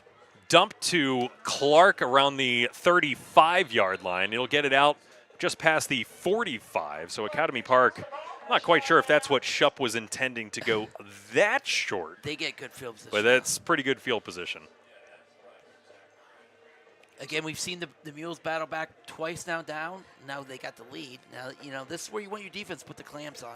They've had some real good success running the ball. So see if you can come out here and try to slow down this run game. Spross, the junior QB, will break the huddle here. He'll have Barton next to him in the backfield. 2 split out to the left. 1 to the right, everyone else on the line. Little misdirection fake. He'll roll to his right and take a sack. And we're going to have a late flag here. And I have to imagine it's a late hit from the Mules, maybe. He went out of bounds on his own, but a flag thrown by the sideline. I don't know what else it could be except a late hit out of bounds. Flowers is... But we'll find out. He's so mad. I didn't think that he was coming anywhere close to touching him, but we'll have a dead ball foul, personal foul, on the Mules. So it must have been a late hit out of bounds. As Spross took himself out of the play, it was a sack. He was going to lose yards on it. I know. And instead, it must have been a late push out of bounds. I don't know if that was Alvarez or who that was chasing him down Alvarez. there. That's the stuff Flowers is just it's the stuff that beside himself. We get beside ourselves up in the press box about, too. I mean, we haven't seen a lot of the Exeter games, but I understand that's a frustration with the Exeter team, too. It's just the personal fouls. The Exeter-Muhlenberg game, it was insane. Like, they could have been called for about 6 or 7 others. After every play, they're hitting late. So it'll be first down and 10 now on the 42-yard line, thanks to the 15-yard penalty. The handoff this time up the gut to Barton. Barton now bouncing to the outside. Another flag thrown. This one will probably be coming back, but who the heck knows? And then you got another one. We got 2 holdings on Academy Park. You get Maybe. a flag. I don't know. Maybe this one's a personal foul. Who knows? Maybe they'll offset. I don't know, Pat. You get a flag. You get a flag. It's every single play. We were rolling right through the second quarter. You had to say something. It was all right. Sure did. Oh, face mask on the never mind. Mules. And was that it? Wow. So what was the second flag? They both caught it. So they both called it, threw it in different directions at different times, but they were both calling the face mask. Get it together, guys. Like, if you're going to throw that flag, why would you throw it that late and darn near after the play for a face mask? That happened 10 yards the opposite direction. Anyway, Muhls I called think, timeout. yeah, Rob Flowers can't go home with these timeouts, so he's going to take one here. 4:14 left in the second. Leaves them with one. It's their second of the half. Wilson, we go to the scoreboard again. Hempfield over Cedar Crest 21-6. Black Knights, baby. Yeah, Township and Penn Manor tied at 7. That's an odd one. Township should be easily handling Penn Manor. Penn Manor's not a good football team. Penn Manor's had some hope this year. They got a couple good nice They're a little running bit backs. better. Yeah, they're a little better. But they've been pretty bad over the years, the Comets. They just... Well, they finally got a better head coach now. There you go. 35-0 Wilson over McCaskey. Storm. Oh, my. Good luck. Exeter 10, Conestoga Valley, nothing at the break. At the half, that one. 13-6, E-Town over Mifflin, that one in the second quarter. Ephrata 14, Lebanon 6, that one also in the second. Central over, and some of these I don't think have changed all that much, so I'll skip those. Solanco 21, Fleetwood, nothing. And the second quarter, Twin Valley, Lampeter, Strasburg, that one's still 21-7. Elko 13, Donegal 6 at halftime. Northern Lebanon now leading Daniel Boone. They've turned that one around, 14-7 in the second. And we finally have some scoring in Section 5. Got Anvil Cleona 7, Schuylkill Valley nothing in the second. We'll come back to the rest of those. Once again, handoff to Barton. Barton off right tackle, fighting forward, still fighting forward. Finally down, and we have multiple flags thrown after this. What is going on? So you just take full moon? So you just take a timeout, and we'll see who this is against. But those timeouts are meant to settle everyone down so that they don't do things like this on the next play from scrimmage. Well, and they'll run over here and 12, the receiver down here did something because he pushed or grabbed or something in Muhlenberg. They got one there, and then they got another one inside there. So I don't know. I thought that Reading Muhlenberg game from a couple of years ago was wild, where we were watching that kid get ejected after he just completely lost his mind on the field. We're not there yet. So but false start. This is wild. False start. So a false start should have just blown the play dead, period. Personal foul. And now we're going to have a personal foul against Academy Park. So not only should they have blown the play dead for the false start, for the dead ball foul, now they get another 15 yards because they ran the play and had a personal foul. That doesn't seem very fair. I mean, this is week 9. Have we God! Have we had a game without one personal foul? No, I don't think so. I mean, just it's so frustrating to see personal fouls. Am I wrong here that play should have been blown dead? Yes. It's a false start. But it could have been a legal motion. It might have been a legal motion. Then you play it. Could have been a legal formation because that could be a false start too. Then you let them play. And so now they have to go over to their coaching staff and try to explain what the heck went wrong it's here. First and 20. Because it's first and 30. It would be 20 yards. It would be 15 plus 5. Plus 5. So it would be a 20-yard dual penalty here. It should be. Do you double them there, or do you just do one usually? I don't know. But it's first down and 25, so I think it's just the one. Pick and shoot. And now they're going to walk him back again. Maybe they are adding on the 5. What? High school football, baby. You never know what you're going to get. Week 9, and the refs just have to keep explaining themselves. Now first and 30, so it is a 20-yard penalty. Wow. I don't know how many plays you got for first and 30. I don't know, but they're going to gun it. Oh, he's got a guy open. They're bombing it. They do have a guy open and overshot him by a few yards. Let me tell you, Fred Lacey was running his tail off trying to get there in time because they ran it up the seam. There was no safety there in coverage. Lacey had to come over from the numbers trying to cover him. So I don't know if it was a breakdown in coverage that time or what happened. It looked like a coverage bust. So Zona went over the top to the other side. Oh, Mikey Miller was not in. So they had a coverage bust, and Zona went over the top to the left, and he left him. There you go. It was just a mistake. So, they bring Miller back in, so now you got second and third. They got lucky. He overshot him. If he just throws it up like a lollipop, he walks in. Second down and 30. This time they'll go single high safety now with they Perez, back up now. and now they'll back him up. Yep. But it's Perez in the backfield that time. They'll run it going across the 40. Look to be a tackle that time That's Stottleman on the stop. The junior put into linebacker duty here, also plays tight end, 5'11", buck 70. Yeah, the junior. You've been seeing him rotate in more as the season's gone. They'll roll out Otero from the line. Miller, they're taking Miller out. Will be 3rd down and 27. He's doing. It's hard to tell Miller apart, unfortunately, from Perez because they're wearing the same pink knee highs. And this one will be blown dead. As if it was a false start, maybe they'll get this one right and blow it dead. That's about all it could be, other than offside. I think they had 12 men. Do they have 12 on the field? No, maybe they might have had. It'll be... Nope, false start. False start. Jeez. Walking back another 5. Sean, you keeping track of all these penalties? If they back up any further, they're going to be in the 7 Brew parking lot. You make that reference every week. I know. I don't know. Okay, fine. The Bojangles parking lot. Name your fast food restaurant of choice on 5th Street. That's all they have out here. Yeah, I think that's the only Bojangles in Pennsylvania, by the way. Heck yeah. It is the only Bojangles in Pennsylvania. Bojangles. All right, here we go. All right. 3rd and 37 comes Academy Park, and it's just going to be a QB keeper up the middle. He got a Burr's nice got run. him, got a decent run out of it, and I think that they'll probably go for it on 4th down here. Why not? You're in the middle of nowhere. You're in no man's land. You're absolutely nowhere.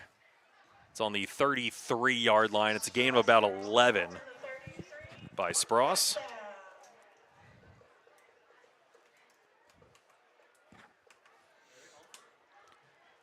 Yeah, they're basically in no man's land. They're on the 33, so. so. They're on punt.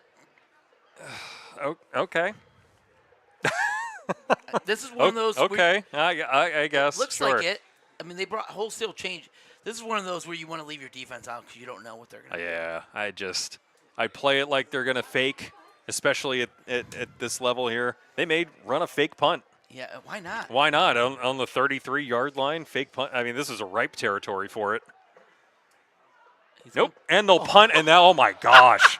That is straight up in the air. Everyone get out of the way. Don't touch it. Don't get anywhere near it. Just clear the field.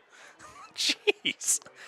That one, whenever you watch, whenever you go to the Reading Phillies, they used to do that, it's a home run in an elevator shaft for a pop fly. Yeah, that was a pop fly. I've never seen a punt. It went up and went right down. Oh, my God. We put an elevator shaft. That's funny. Oh, my God, what a game. This game is, woo. All right, here we go. Let's go. You got what, one timeout? 2:02, one timeout. And as we've seen, Cam Small really only needs one play. This time they'll move him out. And I think that they were looking for the inline screen to Mikey Miller. Did it get picked off? It's incomplete. Wow. They're doing the middle screen to Miller, and it looked like they were trying to fake a screen a bit to Cam Small and then dump the midline screen to Miller. I guess you're trying to draw everyone out to the sideline a little bit for the screen pass, and then dump it in the middle and just watch Mikey Miller try to scoot up the opposite side of the field in for Pater. I get it. Those double screens are real popular in the college and NFL, so it just it didn't look good from the start. I get it. Just give it to Cam. Yeah, Miller's in motion. Well, now they'll basically try it again. This time, handoff, and met immediately. Who was that coming off his block? That looked to be a Coy.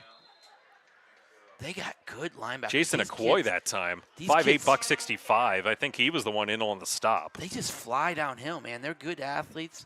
So now Academy Park calls timeout. Like, why not? Why not? You got a buck 50. They haven't thrown it well for sure, Academy Park, but why not take a timeout and see what you can do? You know, if you're down by 6, you're on the road. What do you have to lose? What do you have to lose? And the other thing with Academy Park is they're going to get the ball in the second half. So, hey, you get the ball back, score again after the break. Now all of a sudden you're taking a look at a different ball game. Just like we watched the Muhls flip the scoreboard, you can watch the same exact thing happen here with the Knights. Twin Valley now 28-7. Pouring it on.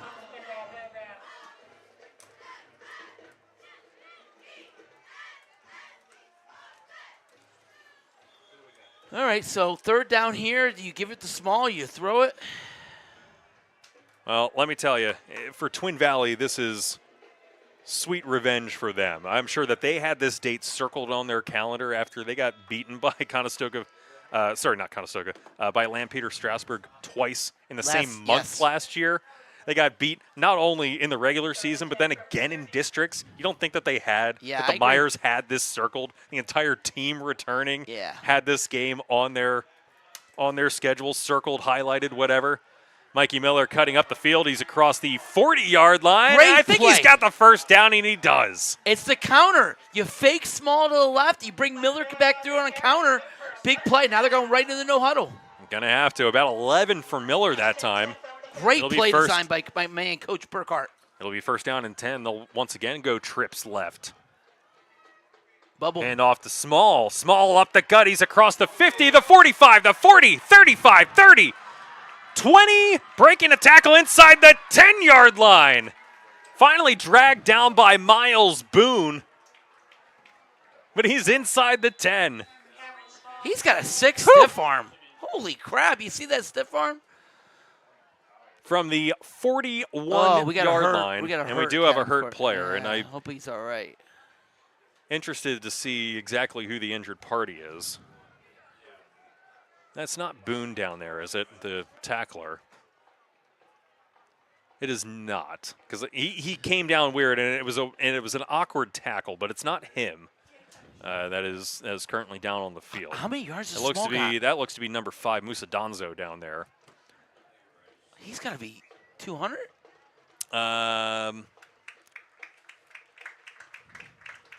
He's up. He's okay. He's a little gingerly. He's all good. Yeah. So that would have been 9 yards to midfield, and now they're all the way down onto the 10. So another 49 yards for Cam Small. Is that mathin'? I teach those studies. 14 carries, $173 for $173 my tally already. Jeez, he might get 3 bills. You got 2 players in the Lancaster-Lebanon League who have rushed for 200 yards in a game more than twice, or more than once, I should say. One of them's Cam Small, as he's hit just shy of the 5 dives forward. He's inside close to the 4, which is where they'll mark him. Another 6 for Cam. But Cam Small has 2 200-yard games. Leo Brown from Exeter has 3. Leo Brown put on a show against the Muhls. Yeah, Leo Brown, heck of a running back, balled out that game, and they're going to hand it off to Cam Small. And Cam Small, touchdown number 23. The Muhls in for the score. That is Michael Jordan, number 23 touchdown. Touchdown Muhls! Number 3 of the evening here for Cam Small on his 16th carry of the first half. He's got a $183. He had 29 carries last week against Ephrata. They're going to go for 2 again. He might have over 30 if that's the case. Take Baez out, go to the stuffer backs. And we'll see. This time, going behind his blockers off the right-hand side. They don't put him in motion. Instead, tries going behind him, and the 2-point conversion fails. So it remains a 12-point game, 26-14, 59 seconds left in the first half, and Academy Park will look to get this one back. But, man, this game turned on a dime, and you know what it was? Flub kickoff returns. Yeah. First we thought the one for the Muhls was going to turn this game into something that it hasn't turned into so far. A combined 40 points between these teams, just shy of the pace that they set last year. But you know what? That was a huge 3rd and 10. They just called timeout, Academy Park. They fake it to Small, and they run the counter with Mikey Miller, and he gets the first down. In the last couple, he was carrying guys, and then right after that, Small turns it for the big run. So, Small's going to get all the headlines, but Mikey Miller in that 3rd and 10, without him getting that hard run, that probably doesn't happen either. So, good job by Miller, and then, Small does what Cam Small does. $183 on the ground, 3 tutties.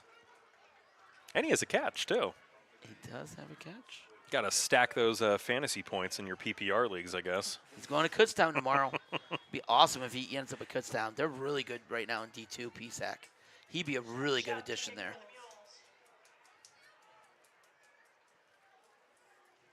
Cam Small would have 38 fantasy points in a PPR league right now if you're keeping track. This one fielded around the 30, going back and losing yardage. He decided to try. Oh, and we got a little extracurricular again there. Keep your hands to yourself there, Kadir Ward. Nice tackle. I think he thought the Mules were hanging on to that a little too long, so he did a little punch in the gut there. You're still laughing at Daddy Yankee, aren't you? Sorry. He's probably the nicest kid ever. Next week we might have somebody named Bad Bunny on the team. What, do you think I don't know my Puerto? All right. I prefer Good Bunny. I tell that to my students all the time. By the way, Bad Bunny not performing the halftime show here this afternoon. No, he is not. He will be for the Super Bowl. All right, let's. There you go. 4 wide receivers split out for the Knights. They're going to have to go bombs away offense here. Spross rolling, looking, and he's out across the 30-yard line, has to tuck it before he's tackled by Burr. Gain of about 6, and Academy Park taking another timeout. Burr on the stop. 2 carries, 17 for Spross. Yeah, they don't throw the football that much. Even down by 12. I mean, they were trying there, well covered by the Mules. Sprouse is not a thrower, I don't think. A guy's going to go out and throw it a lot. I mean, Baez doesn't either, but you can tell he's just not. It's not in his game. 3 for 5 for 17 yards is Spross. I mean, how much different would this game be if he hit that guy that was wide open? Had a couple of chances that they went bombs away. First one was well covered by Zona. The second one was just out of reach. Would have had him too. Let's be fair. Lacey was late trying to recover to that one, and would have had him. Had the busted coverage that they were looking for, just overthrown. Yeah. Every time you say bombs away, I think bombs away, LeMay. Anyways. It's not like mom's. Never mind. Okay. 43 seconds left. We got what? Now they'll go trips right here, will the Knights. They'll roll in the trips direction. Looking down the field. Has a man nice pass across the 50-yard line. That was a fantastic pass.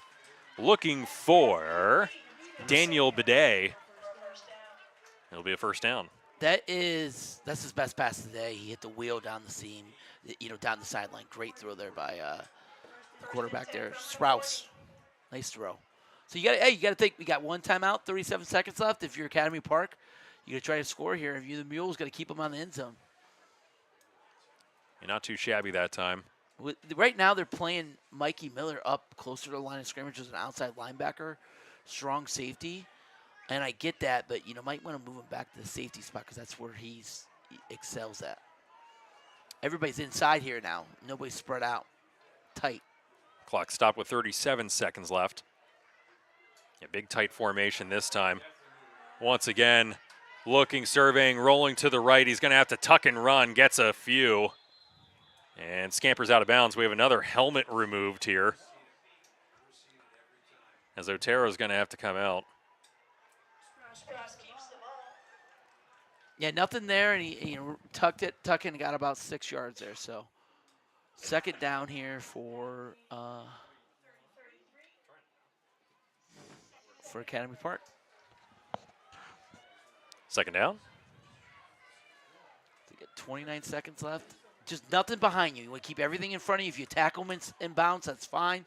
Just can't let anybody run behind you. Got one timeout left for either side. They're bringing it tight again. Knights 33 yards away. It's again rolling, surveying, bombs away, and has his man catch! in the end zone. Oh, jeez. He finds Bidet from 33 out, and it was more like 43 out because he was 10 yards behind the line of scrimmage to bomb that one. He must have thrown that 50 yards through the air because that was midway through the end zone. Who says that? Pass. Who says the kid can't pass? Oh, my God. They go 2 plays, flip the field, and in for the score. What did I say? You can't let anything behind you. And they let a guy behind you. You got to keep everything in front of you. That's the stuff that Coach Flowers is going to lose his mind at. That's just so frustrating as a coach that you allow a gimme touchdown there right at the end of the half. It's so deflating. Daddy Yankee in to kick the extra point. And they're going to run the fake, rolling, serving. There's nothing there. Got to beat him to the pylon, and they won't. He's in for 2. Yep, he's in. 26-22. Now we're on pace for that barn burner from last year, aren't we? Man, I doubted Sprouse, and he came out slinging there.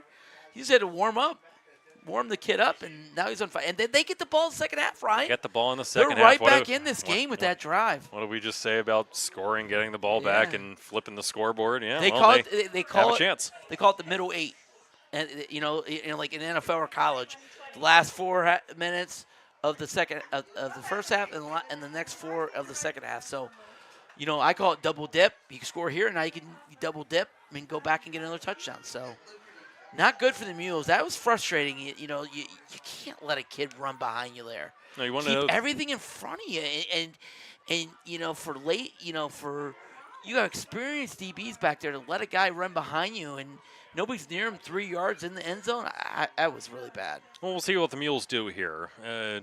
All intense. We'll see how the kickoff goes, and if they decide to boot it away, that would not be a great decision. Squib it. That would not be a great decision to kick it away here. I would absolutely squib it.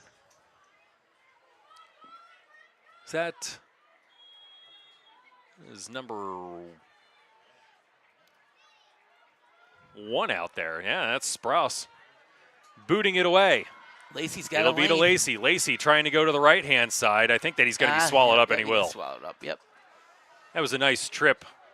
Well, not a trip. It was a nice tackle that time, I believe, by Boone. Yeah, Boone in on the stop, and we're going to have an injured player.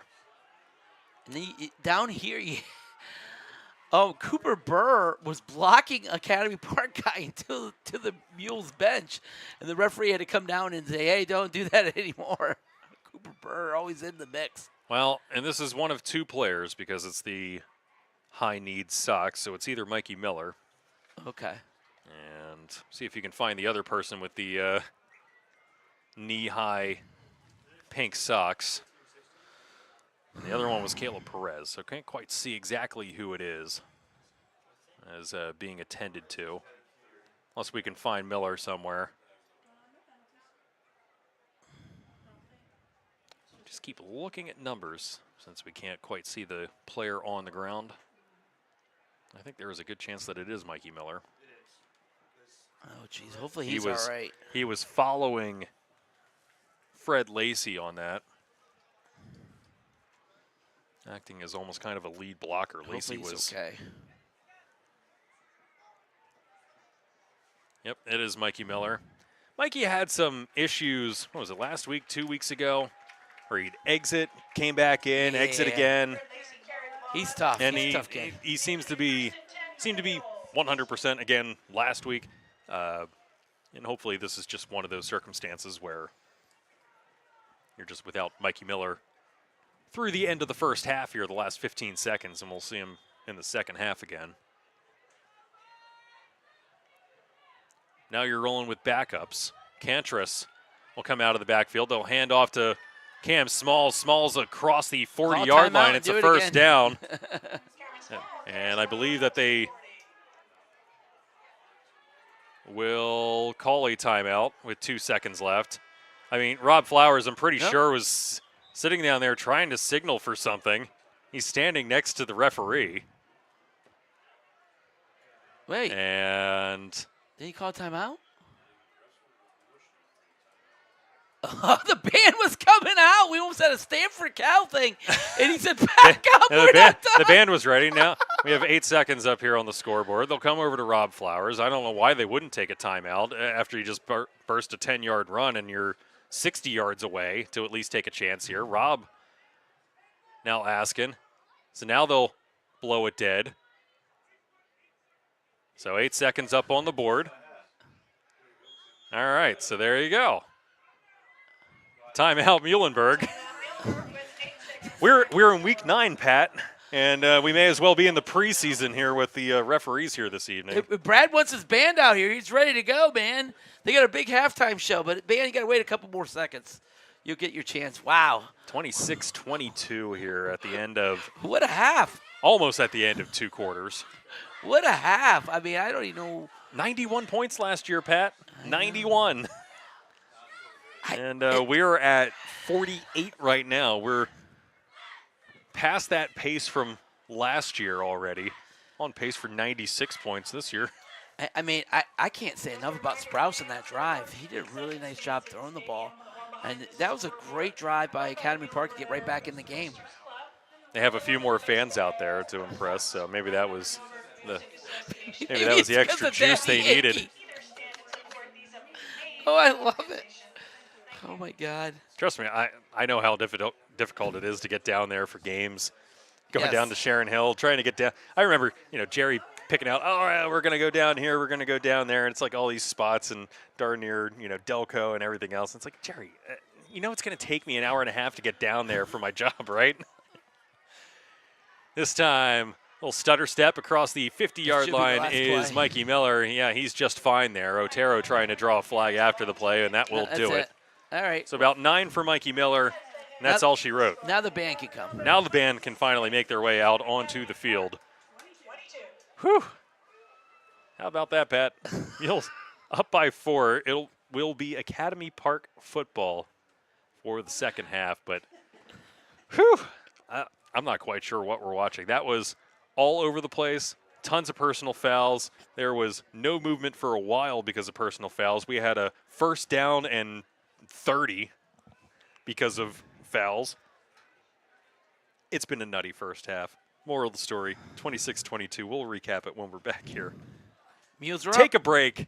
We're taking one. We need one after that first half. Need to go take a shower or something. Whew. Anyway, moral of the story is Muhls up by 4.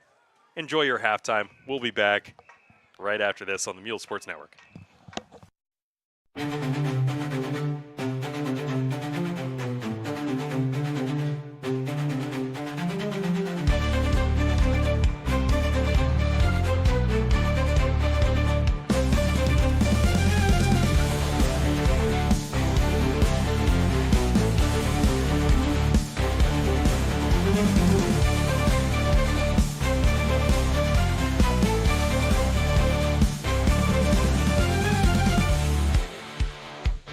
You're watching the Muhls Sports Network on Jared Gallup Media.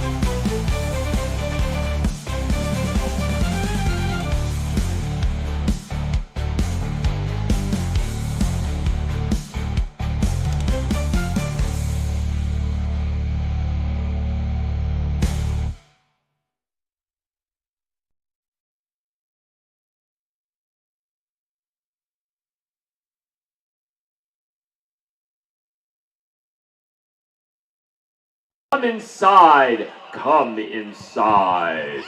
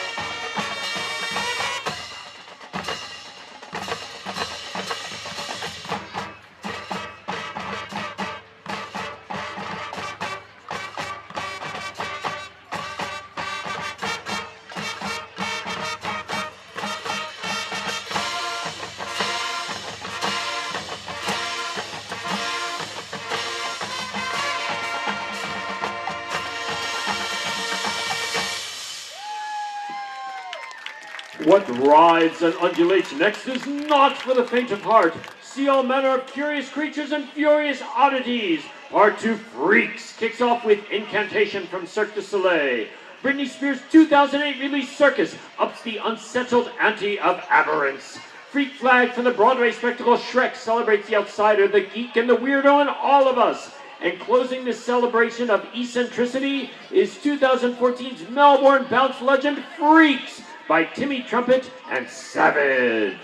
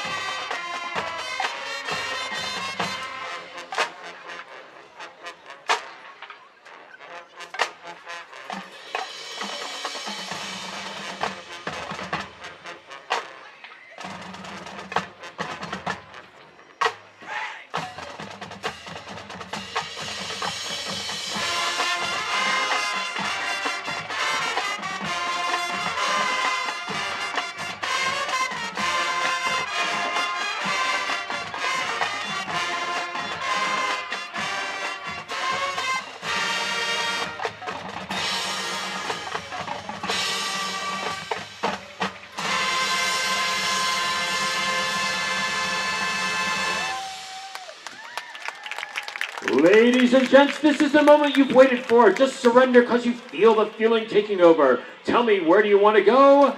This is The Greatest Show, the anthemic masterpiece from the hit 2017 film, The Greatest Showman. We celebrate the embracing of individuality, finding a community of value and acceptance, and pursuing one's dreams regardless of societal expectations. Join us in the final act of our circus transformation.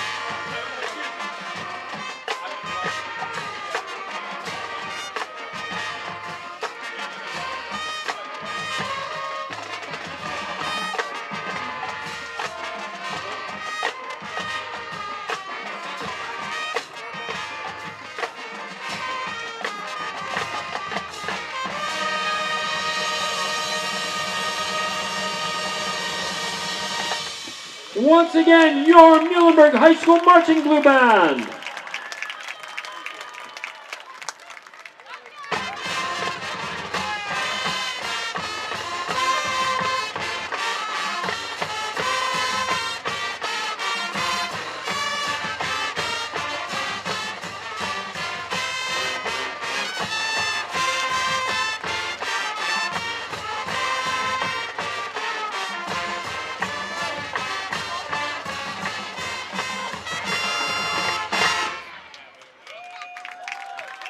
The staff and students would like to thank the Muhlenberg School District Board of Directors, Central Administration, and the high school administration and staff for their enthusiastic support. If you would like to show support for music at Muhlenberg, please consider patronizing.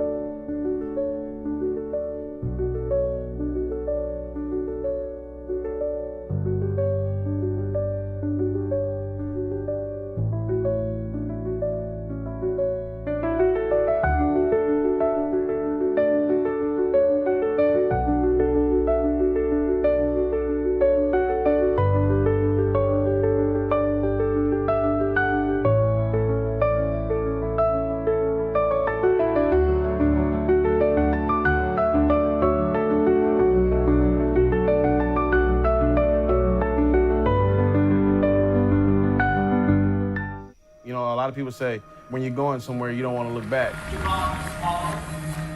But I beg to differ. For her to see her father celebrate his graduation, it's the best feeling in the world. I can't lie and say it was easy. But sometimes you just have to stop everything and take it in. I looked at everything in a different light. And I realized it started with me going back and getting my high school diploma.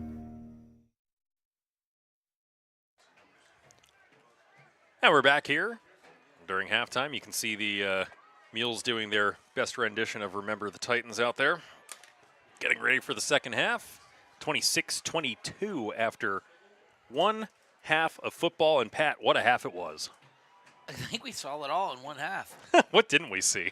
I mean, we saw about, 6 personal fouls and 2 flub kickoff returns. Two muffed, one punt return, one kickoff return muffed. One punt that went for about a net of 2 yards off the fly. We saw a great drive at the end by Academy Park to get a touchdown. You know, like I said, you're sitting here saying that their QB can't throw, and he, like I said, that was like a 50-yard frozen rope. 3 minutes on the clock. Yeah, not too bad. You never know. You just never know. And they kept it tight to the vest. They were just running the ball really well. And then all of a sudden they just, he threw 2 great passes, the wheel down the sideline and then the seam post down the middle that was, great job running the route, catching the ball in the end zone. So great job by Academy Park. They're right back in it. It's 26-22 Muhls. So the Muhls got to tighten up. They got to fix their defense. They got to tighten up a little bit, at least slow down this run a little bit, a rush attack, and get back in your rush lanes and really try to stop this run game in the second half. I will say the 22 points that they've scored here, not all that far off from their season high, by the way. Yeah, they don't it's just something that Muhlenberg must bring out their offense, I guess. But I mean, look, they won 29-7 against Penwood. They won 28-7 against Hatboro Horsham, 23-8 against Chichester just last week. So it's not like they're putting up a lot of points, but tonight, totally different. Is Hatboro Horsham the most Pennsylvania name ever? I mean, we got a few. Yeah. We got a few. Hatboro Horsham's up there. Most aggressively Philly area, maybe. So Exeter, 17. Yeah, that game's almost finished with the third quarter, and here we are. No, that's the funny They have part. about the same amount of time remaining in the third quarter as we do here at half, so we're a full quarter behind Exeter, 17-7. I got to wake up tomorrow and go to Boy Scouts early, so if they could hurry up and get this game done, that'd be good for me because I gotta get up at 7 in the morning and be at Boy Scouts by 8:30 in the morning at Camp Mac. Camp Mac, hey. Memories? Camp Mac brings back a lot of memories for me, Yeah, actually. That was all Cub Scouts. Yeah, the Cub Scouts are doing there and the Boy Scouts. Or at Bayshore. We're going to be running events for the Cub Scouts. I don't have much to do. I'll just sit on a chair and read a book or watch some college football. But I got to be there as a leader anyway, so help. Trust me, I spent many a day out at Camp Mac. I remember doing Cub Scout resident camp out there. Yeah. That was the first time, like, away from home, sleeping over in a tent, in a cot. Like, oh, yeah, that was Camp Mac for me. Taking a peek around the scoreboard, too, while we're at it. Hempfield 29, Cedar Crest 6 at the break. Manheim Township finally figuring it out a bit here. 21-7 over Penn Manor. Wilson 35, McCaskey nothing. Kind of surprising there. Cedar Crest had a good year, and Hempfield's rolling now with that big upset against Exeter. How about that? Give him some momentum. Yeah, and they have Reading next week, so the Big M. They should be able to get. They'll be 6-4 and firmly in the playoffs. Then you have E-Town leading Governor Mifflin 20-13 at the break. Ephrata 28, Lebanon 6. That one in the third quarter. Maybe not the retribution that we were looking for out of Lebanon there. It looks like they will stumble an inch closer to Ephrata's mark. What do you say, 52 straight games for Ephrata? It was 52. The state record's 56 by South Philly. So Lebanon won't crack that one this year. It'll be next year, and I was, my buddy and I were talking on the phone the other day, and might be against Exeter too. He's like, you know what they should do? They should schedule Yorkville Tech. Yorkville Tech's not very good. So, but I said, if Lebanon played McCaskey this year, they might be, and McCaskey's really bad. Or Lebanon versus Daniel Boone, that would have been an interesting game too. So maybe next year they could schedule a non-conference to get a win. I just would love it. I don't want those kids to break the record. Well, you'd like to see them maybe play down to a Section 3 opponent, get something manageable on the schedule instead of, hey, we're just going to go and play 6A and 5A schools and get our teeth kicked in every week. It's not an awful lot of fun. So hopefully they'll schedule some meaningful games next year after this 2-year cycle runs out, and they'll be able to get something on the books for next year for something manageable. Because look, as much fun as it sounds like we're having talking about Lebanon losing 50 straight games, it really isn't that fun. No. I haven't played high school football or anything like that, but I have played tennis in high school sports and college tennis and stuff like that. And you know that when you're on a losing streak like that, it's real bad. You knew which teams that you could beat. You knew which teams were easy victories, and you knew which teams were going to be a fight. And anytime that you were stuck in a losing streak like that, just mired in losses, it's really tough to break out of that funk. And Academy Park brought down Perez in on the stop. He grabbed hold and just would not let go. And Academy Park will start with the football on their own 34-yard line. Second half. It'd be interesting if Academy Park and Muhlenberg still play next year. It'd be interesting.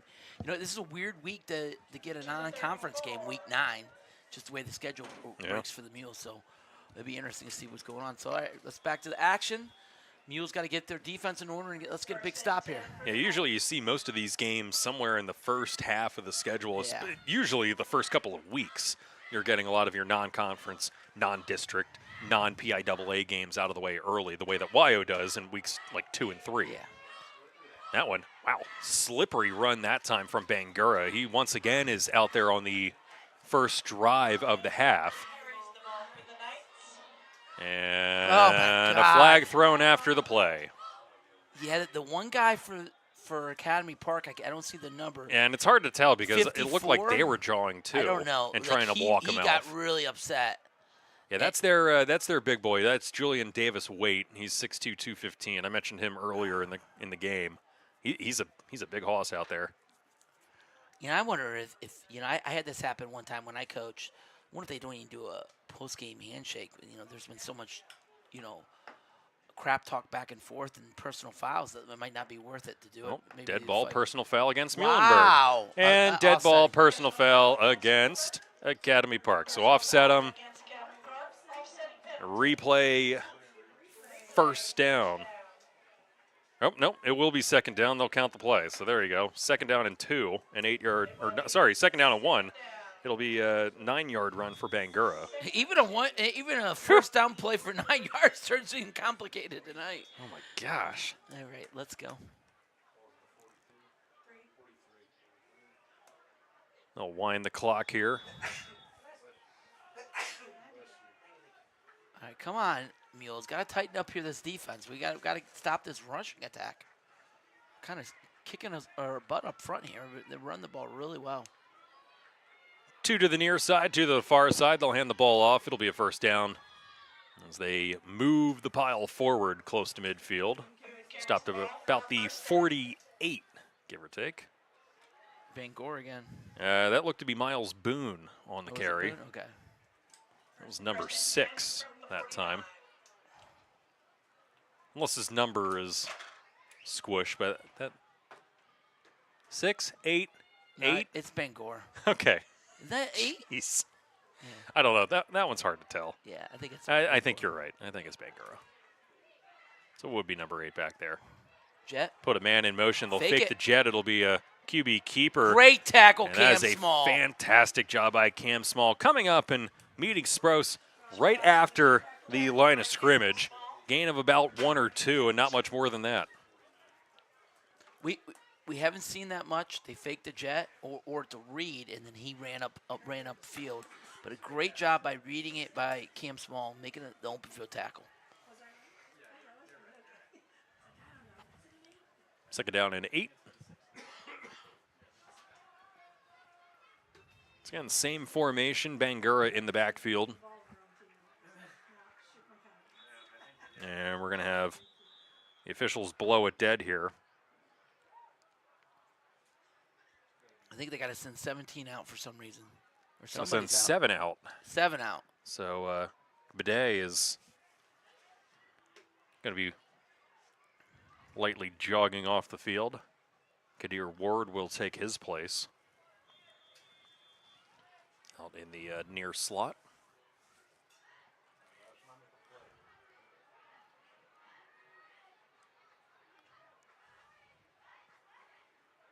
Espresso wipe his hands, looking to pass, bombing it down the field, 1-on-1 against Zona, and just overthrew him by maybe a yard. He was looking in the direction of Zion Abney, their 5'11", $155 wideout.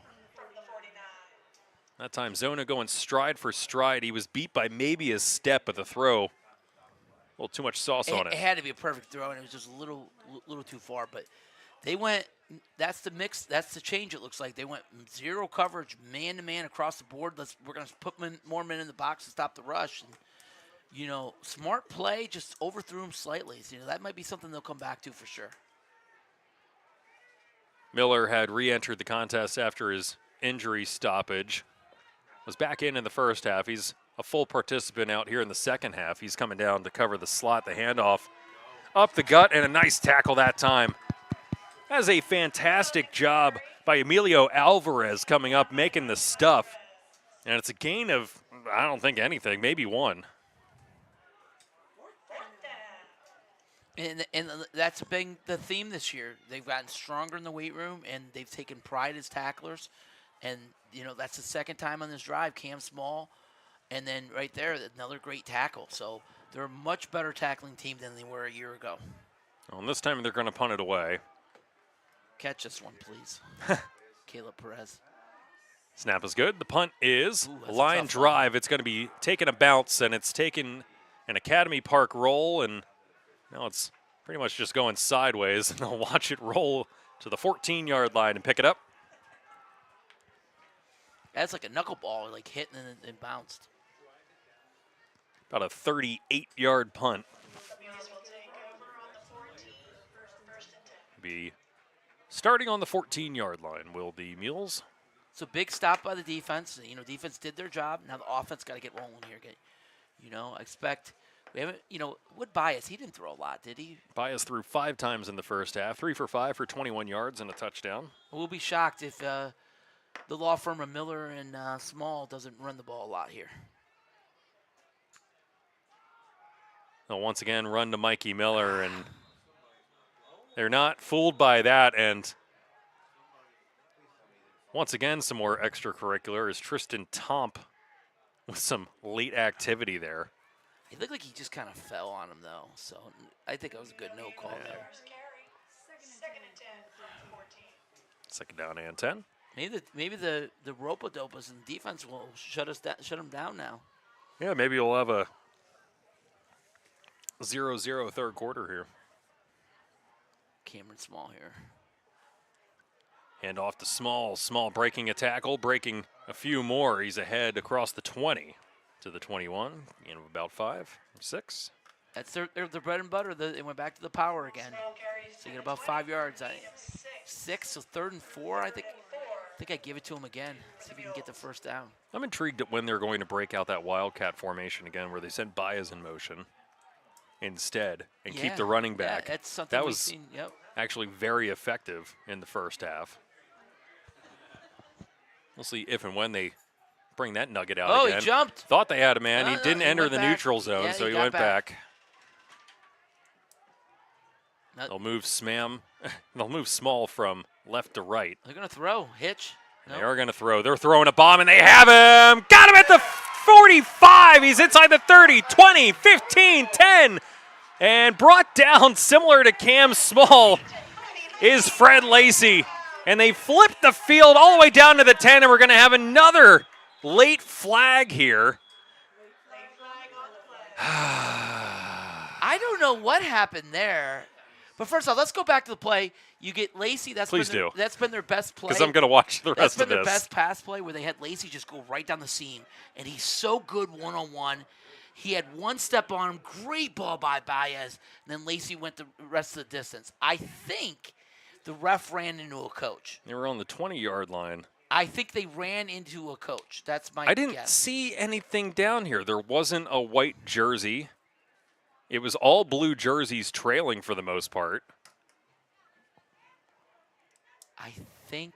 Like, if you're going to do something, then it's a sideline warning. And it would be their first of the game. They haven't warned them about the sideline at all. Yeah, but if you don't have to do a warning if he, like. If it's egregious, out on the field. If you impede him, yeah, you don't have to do a warning. they do that courteous. There's something weird because Rob is not happy. Rob Flowers is not happy. Week 9 officiating, ladies and gentlemen. What are they calling? I don't know, but they're moving Academy Park. Yeah, it's going to be some sort of 15-yarder. Let's see. After the play, dead ball, unsportsmanlike conduct against Muhlenberg, so it must be a taunt of some type. So instead of being inside the 10, they'll now be outside their 20-yard line at the 22. I look forward to a game without unsportsmanlike. It's basically 20.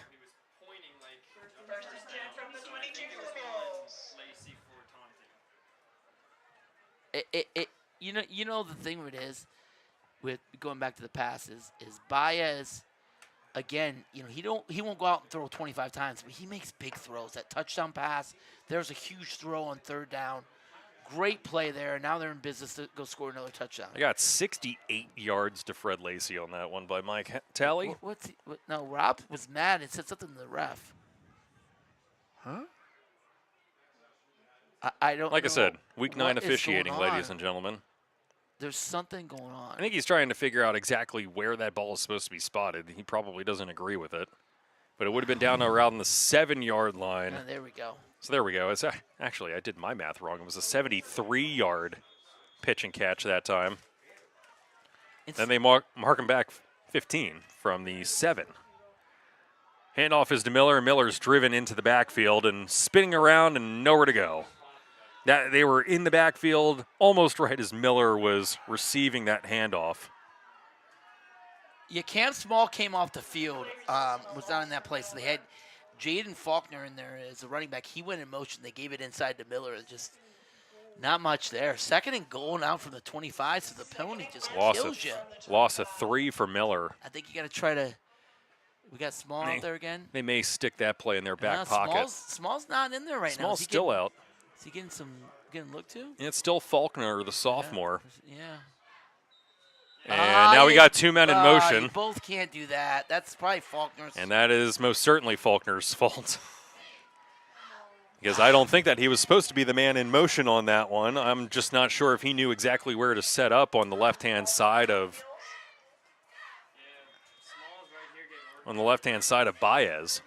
Yeah, Cam Small getting what looks to be his calves or hamstrings worked on here by the training staff. He blended in. I didn't see him. Now I see 2nd down and goal from the 30-yard line. him. Now they're going to move in both in motion again.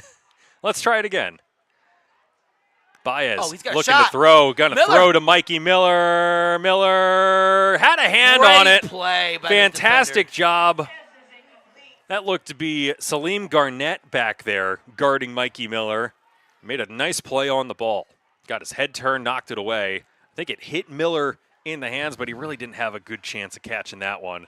It'll be 3rd down and goal from the 30. I thought he had a chance to score a touchdown there because he had about 2 steps on him, but good job at the DB to close the gap, and then he didn't interfere at all. He made a great play on the ball thrown his way. That ball was hanging up there a while. He had plenty of time to get his head turned around on those floaters. Bring up 3rd down. Faulkner. Handoff is to Faulkner. Faulkner, some quick feet down to the 25. Gets about 5 and not much more. So 4th down now. 4th and goal. Do you kick it? No, a little too far, so they're going to go for it here. A little too far from the 26-yard line. Best pass play you got, some sort of post to Lacey, seam to Lacey, Miller fade. I mean, we've seen some weird plays come out of here. We've seen, the toss play out of the backfield, just swinging it into the open field and watching him go. So he's stepping up in the pocket, now firing for the back corner of the end zone, and he had a one-on-one matchup back there with Cantris, but Cantris just couldn't track it. Academy Park will get the ball on downs. You get the big play, and then Small comes out, and then they get the penalty and then go backwards. That's the stuff that just frustrates you if you're Rob Flowers. But it's the personal foul, taunting or unsportsmanlike conduct penalty that takes you from the 7-yard line all the way back to the 22, and then they end up on the 30 and can't convert. Yeah. That's all self-inflicted. Yep. So here we go. So, Academy Park dodges a bullet. Now they get, to get the ball to 25. Going empty. Baez now 4 for 7 after that one. First time we've seen empty all game. Yeah, empty set, 5 wide receivers out there. Wouldn't be surprised if it's a draw of some sort. Nope, they're going to throw across the middle and have a man, and he dropped it. He had Bangura wide open over the middle of the field. Oh, no. He is hurt, and that looked relatively non-contact. He is very unhappy down there. And or his calf. He just fell. Yeah, he just fell. That was absolutely non-contact, and I don't like this at all. It does not look good. Poor kid. Hopefully he's okay. In the meantime, 26-22. Let's take a quick break while we have a chance. And we'll be back at this one. And hopefully we'll be back in action here shortly on the Muhls Sports Network. At Borelli's Creperie, Deli, and Market, they keep it simple. Good food, fast, fresh, and delicious. In the mood for a hoagie? Choose one from the menu or tell them what you want. A hot sandwich or a cheesesteak? They've got that covered too. Lunch meat for a family gathering? They have it fresh cut to order. Craving Italian? There are imported specialties you won't find anywhere else. Along with drinks, chips, snacks, and hot or cold brewed coffee in caramel, French vanilla, and hazelnut flavors. That's Borelli's Creperie, Deli, and Market. 15 Village Center Drive in Flying Hills. Good food, fast, fresh, and delicious.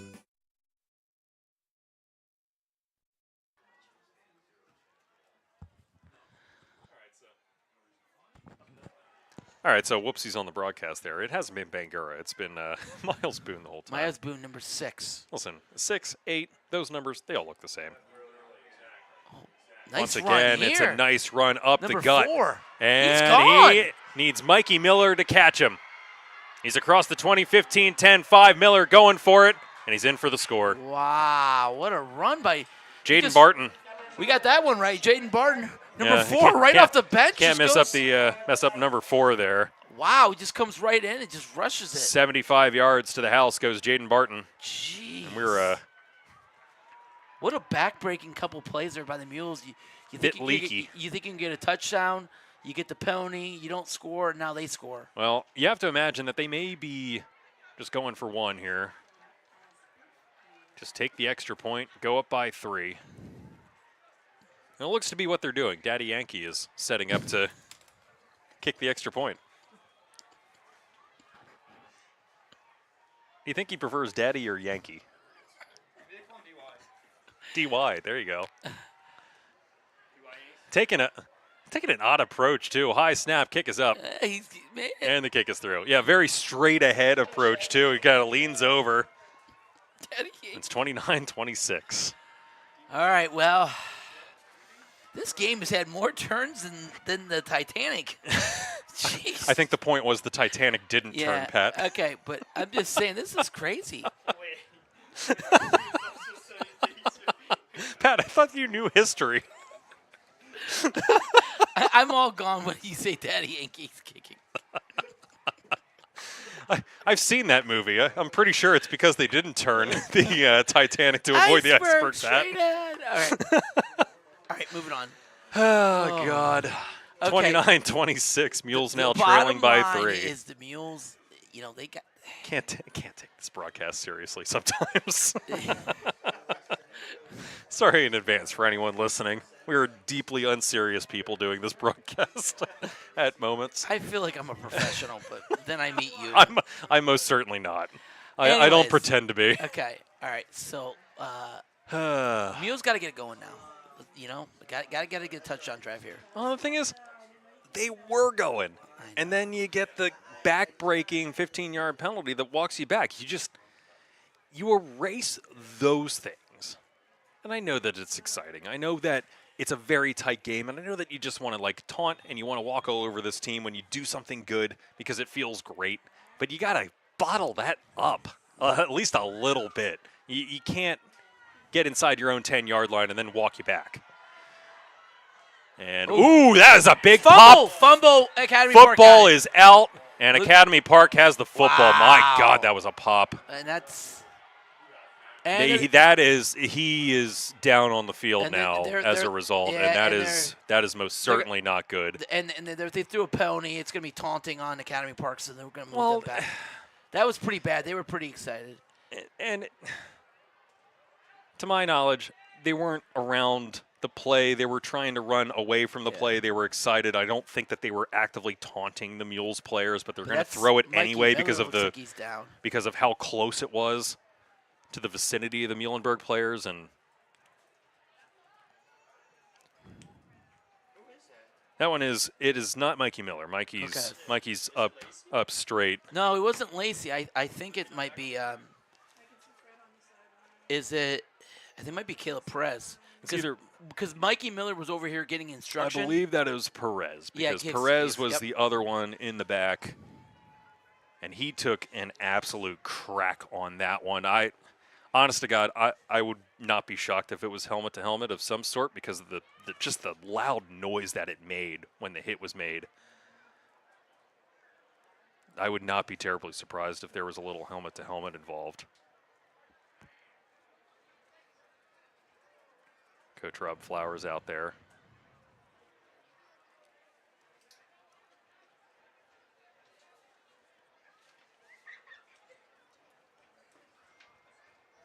Kind of hushed this crowd a little bit with 5:06 left in the third.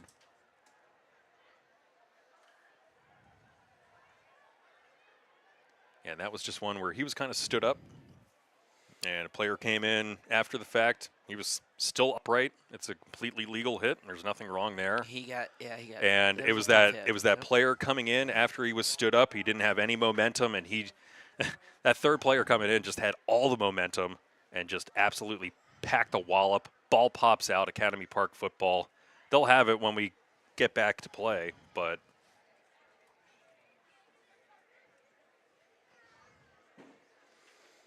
yep, this is unfortunately a violent game. And these things have a tendency to happen. I always say, like, basketball is a contact sport. This is a collision sport, and unfortunately, this is part of the game, and it's sad when it happens, but it is part of the game. And I hope Caleb Perez is all right. He's up at least. Yeah, that's good. He might have a concussion. Yeah, I would very much suspect he will not be in the rest of the contest. That was actually 12. That was Joel Vega. Vega. Joel Vega taking the pop on that one. He'll shake his head around. Hopefully he doesn't shake anything loose. You can see him grabbing at his neck because he did get hit up high. He will just slowly walk over to the bench, but Academy Park now with a chance to add on to their 3-point lead. They'll have the ball on the Muhlenberg 35 to start. This momentum is just switched now. Academy Park's got it all after that fumble. Switches on a dime. You have a 57-yard run by Boone. You have a 75-yard run by Barton. We had a 33-yard touchdown pass, a 73-yard pass from Baez, a 72-yard run by Cam Small. It's just been all over the place here. Is spinning inside the 30. Is Boone.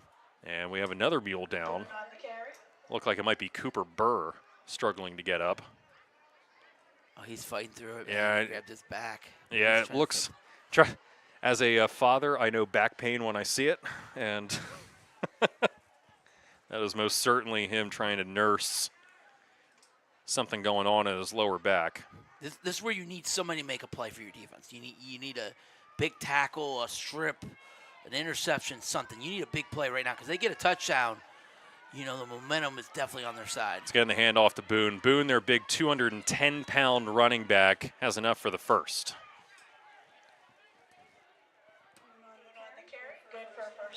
Boone, a pretty big, violent type runner. Not too bad. How about Barton also 210. How about Barton gets the carry for the long touchdown, and then he doesn't get to run the ball yet on this drive. They just give it back to Boone. Sorry, Boone, $170, sorry. I'm not quite sure where they ended up getting the 210 from. You're still thinking he's Bangor. Apparently.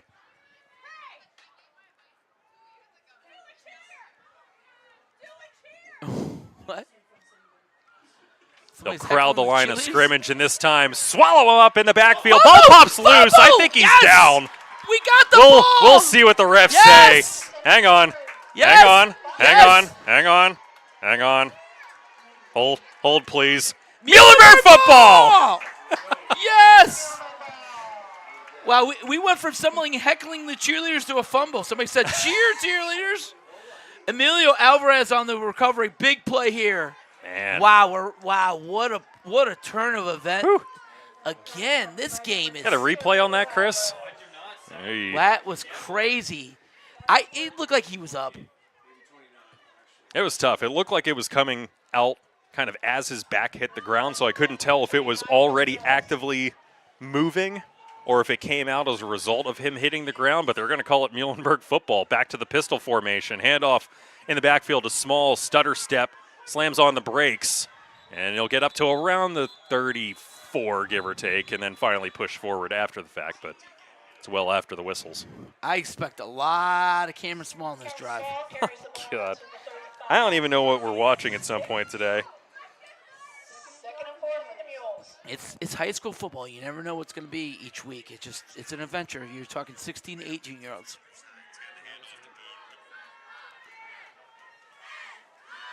Run that power again upfield. There we go. Once again, Cam Small across the 40 has enough for the first. Again, Mikey Miller's in the backfield lead blocking for Cam. Trying to watch that replay here in between while I have a chance. Yeah, they had him immediately, and yeah, that ball was already moving while he was on his way down. Great call by the refs. Cam Small breaking one tackle, nearly breaking a second before he's tripped. Gain of 2. By the way, Cam Small, his third 200-yard rushing game of the season, now matching Leo Brown atop the Lancaster-Lebanon League. Not too shabby. Not too shabby. Did that on the last run before this. Got him up to about 200. Hand off to Miller. Miller trying to cut back inside. Nothing. He gets back to the line, and that's about it. And a late flag here. Christian Coley, I think, got bowled over after the play, and it's going to be a personal foul here on Boone. Jeez. Walk him off 15. Now they're yelling at each other. Wow, this is not looking good. Academy Park, man, they're trying to set a record for personal fouls. There it is, personal foul on Academy Park. That time you got 2 flags all at the same time, and I mean, Coley was asking for it. He was on the ground being like, hey, man, after the play. You're looking at a 3rd and 8, and they get the first down, and now they get in. I don't know what it is. In the Knights territory. I don't know what it is about the false start. Inopportune times. I'm not sure if anyone was quite ready for that, including the refs. No, it's encroachment on them. Oh, it will be encroachment. Okay. 5 yards. It'll be 1st and 5. And you could feel the urgency from the Mules offense. They're getting the plays in so much quicker. They're getting up to the line fast. They could feel momentum. This is a momentum-type drive that you got to take their soul right now and keep running right at them. Little encroachment from Academy Park makes it 1st and 5. They hand off to Small. Stutter step again. Across the 25. Once again, a late block here as Coley getting bowled over again, this time by Tristan Tomp.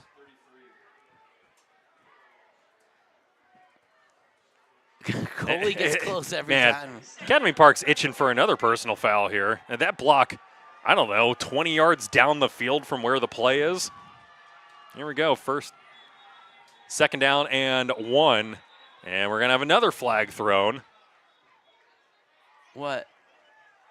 Well, it's either false start or encroachment. I think this one's it's a false. Encroachment. No, it's encroachment. We'll find out. Encroachment again.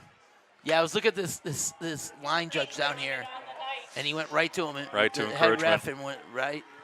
They're melting down. Come on, put the pedal to the metal right now, boys. Yeah, I was going to say. Right to the pedal to the metal. You go no huddle. You just Put your foot on the throttle. There goes Cam Small. Breaks one tackle. God. Somehow shirks a tackler, and he's gone. A flag thrown. It's probably coming back because that's how this game has gone. Touchdown Mules! I've got to stop getting excited about any single play because chances are there's laundry.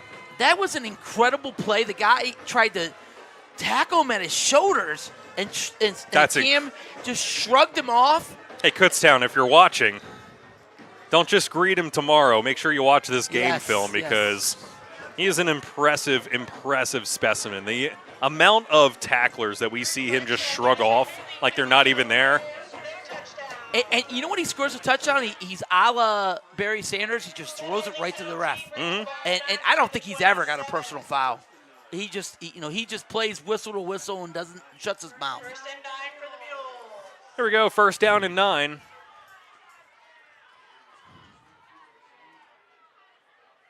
Give it to him again. He's on fire. You could feel it. He's got one. He's going to break one. You can see him starting to crowd the box a little bit here. Ooh. Yeah, and they're ready for it. They were ready for a Cam Small handoff that time, and oh boy, look at Otero. Xavier Otero, by the way, going to give him credit for a pancake block on that one. He just bowled over his defender. May not have gone anywhere, but Otero doing some business here. Remember the Schuylkill Valley game when they kept hitting Mikey Miller on a bubble? Mm-hmm. It's time for one of those because we have yet to see that bubble screen. Yeah, I mean, I'm telling you, it's there. Baez looking, man down. He's looking for Lacey again, and Lacey has to come back for it, and they're not going to throw the flag. I don't know if that's pass interference because it was woefully underthrown, and so the defender. I can tell you that doesn't matter all that much if the defender doesn't have his head turned, and he did not. Lacey was turned. He was looking for the ball. He was trying to grab at it, and he was getting pushed back further into the end zone. He was all over him on that play, riding him like Seabiscuit the entire way down the field. All right, 3rd and 10. Come on, we got to get this, Mules. I think I just give it to Small 2 plays in a row. 3rd down and 9. We'll see what they crack out of the playbook. Coley will run the play in from the sideline. You got the trophies? So here we go, pistol formation again. They usually will hand off out of Small out of the backfield on this, and they'll do it again. Miller, lead blocker, trying to seal it off. He cuts back in, dives forward, close to the 20. Yeah, we're in 4-down territory here. It'll be 3rd down and short, or 4th and short, sorry. It's 4th and 4. Ooh, this is a tough one. Got about 5. Carry number 22 for Kemp. This is tough. 4th down and 4. Not the end-all, be-all here, but they'll go trips left. They will send some men to cover him up there, trying to go to Mikey Miller on the slant, and he's hit, dropped, turnover on downs. They're running that snag concept. They have him run inside. They've sat up. They've run that multiple times, and he had it. He got hit. You know, while he was trying to pull it in. And, they run the others. Break. They run the others a little deep. They sit Mikey Miller short, right at the line. It's basically, they call it snag, and it's a popular concept. They've ran it very successful, but could not execute there. So, you get the turnover and downs after, a real promising drive. After the fumble recovery. And then you get the holding. After you just gave the ball back to him. Then you get the touchdown, then you get a holding, and now you don't do anything with it. So, all right, defense got to make another stop here. Man, oh man. Just 7 points here in this 3rd quarter, all of them belonging to Academy Park. And we're going to have a stoppage of play here. Somebody's getting. What are they? And then they're going to send 7 off again. What's wrong with 7? This is the 2nd time that he's gotten sent off the field. Well, it might be the 3rd time. It's at least the 2nd, and the 2nd of this quarter that he's been sent off. Well, he's not doing anything. I don't understand what's wrong. I have no idea. I don't know if it's an equipment problem. And it doesn't seem to be because he's just over on the sideline ready to come in again. I'm not quite sure why they're tossing him. Got to fake the handoff. It'll be a QB keeper trying to go around the edge, and nothing there. Cam Small had it blown up as he had taken out Randy Baker on that side. who was supposed to be acting as a blocker, and Sprouse just nowhere to go, loses a yard.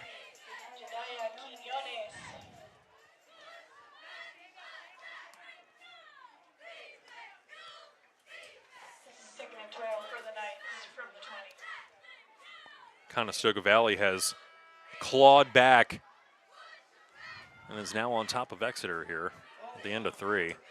Speaking of the end of 3, so were we. 29-26, Academy Park leading the Mules.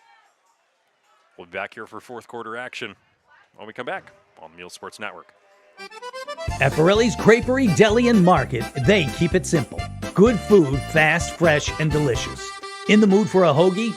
Choose one from the menu or tell them what you want. A hot sandwich or a cheesesteak? They've got that covered too. Lunch meat for a family gathering? They have it fresh cut to order. Craving Italian? There are imported specialties you won't find anywhere else. Along with drinks, chips, snacks, and hot or cold brewed coffee in caramel, French vanilla, and hazelnut flavors. That's Borelli's Creperie, Deli, and Market. 15 Village Center Drive in Flying Hills. Good food, fast, fresh, and delicious. Yeah, they're going to hold on.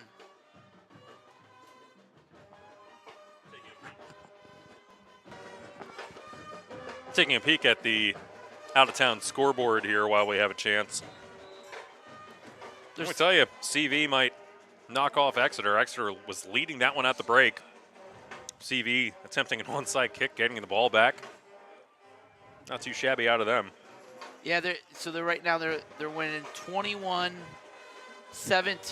in the fourth. And they have 16.8 ticks. Exeter 4th and 10 at the CV 40. So that'll be the ball game. We'll keep you updated on that one.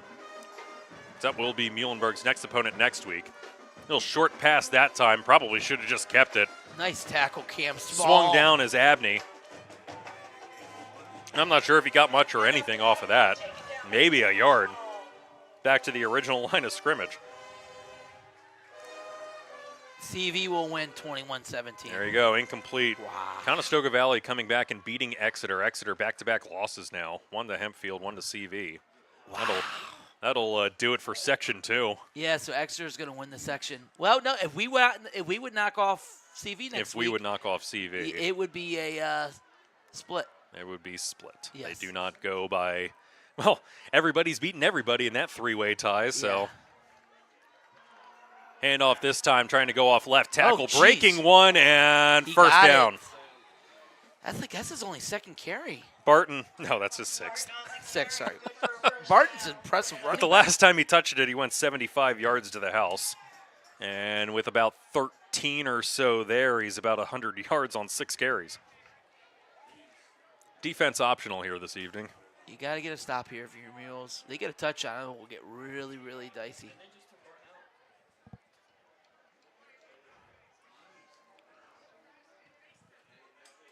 First and 10 from the 34. Start from the 34-yard line.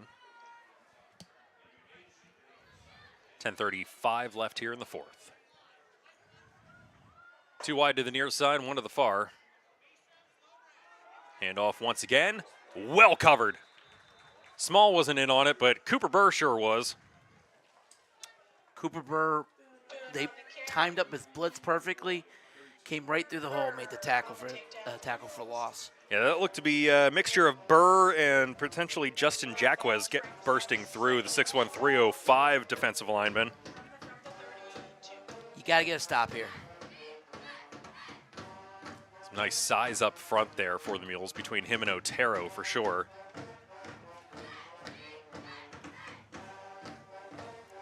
A couple of 300-pounders tipping the scale.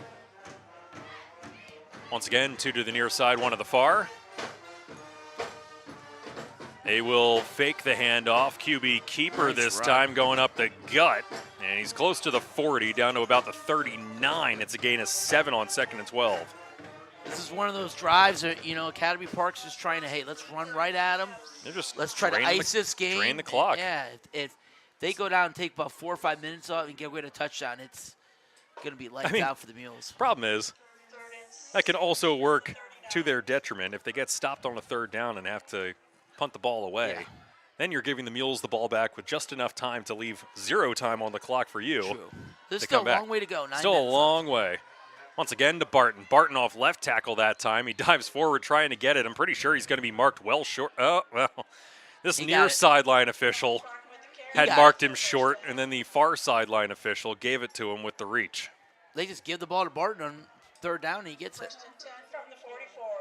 Pretty sure he got exactly what he needed of 7. How many running backs have ran the ball? 4? 3? 3. 3. They got Boone, they well, nice and Ross, rotation. Ross only ran once, so it's mostly been Boone, Barton, and the QB keepers. So got 16, 21, 22 rushes This is where you got it. for Academy Park this evening. You need a couple tackles for loss. You know, make some play. You need a big play here. Once again, working that toss play. It worked the first time around. It's going to work again. Wow. 44-yard touchdown for Academy Park. And it's now a 2-score game. Second time they've run that play. Second time they've scored a very long touchdown off of it. He's limping a little bit, too. Was that Barton again off the toss? That's Boone. Or is that Boone? That was All right. Boone. Boone Farm. So it'll be Boone. 44 yards to the house. His second touchdown. Nice run. Second one of more than 40 yards. Got one for 44, and this first one was for 57. Now 35-26. Extra point. It's getting late early. 8-11 now. Left in this one. It's not panic time yet. They're going to fake it, try to run to the outside, and I'm pretty sure they're going to get it. They sure are, and we're going to have a flag thrown in the middle of the play, in the middle of the line here. And now another late flag. And I think it's against Academy Park. You got Bangura out there just like shrugging his shoulders around. Unless I'm also mistaking that for Miles Boone. No, that definitely looks like 8 this time. Jeez. And once again, the Stripes will get together to talk about what they saw and take a good long time doing so. Week 9. I'll just keep saying it. Week 9. To be Not quite sure what's about to transpire here. Personal foul. Targeting on the Mules. Targeting on Muhlenberg. Declined. Extra point is, or the 2-point conversion is good. Now after the play, dead ball, unsportsmanlike conduct on Academy Park. Unsportsmanlike on Knights. And I'm assuming that that will likely be applied on the kickoff. So Penalty does make the 2-point conversion. Good. 2-point conversion is counted. They decline the penalty so that they could get the 2 points. And then you get the extracurricular at the end. So because that occurred after the 2-point conversion, they will now tack that onto the kickoff. Rob Flowers looking for a little clarification on the targeting call. Didn't sound like anyone was ejected for that call. well, you're down 11 now. So it's 2 possession. You got to score quickly here. You got to pull out your best plays because you need to score. You're going to get a great field Score and a position here. stop. Well, let me tell you, Pat, this game's been weird. We've seen fumbles. We've seen muffed kickoffs. We've seen 75-yard, 57-yard, 44-yard touchdowns. We've seen 78-yard pass plays that have amounted to nothing. It's been an odd game, Pat. It has.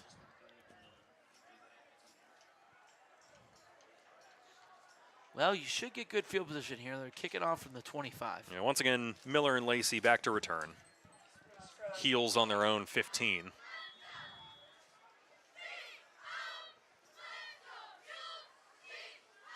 That one, it'll take a bounce. Pick it up. And Lacey waiting around the 20-yard line. Makes one man miss. Gets He some might have decent something. blocking this time, and we're going to have a flag anyway, so walk it on back.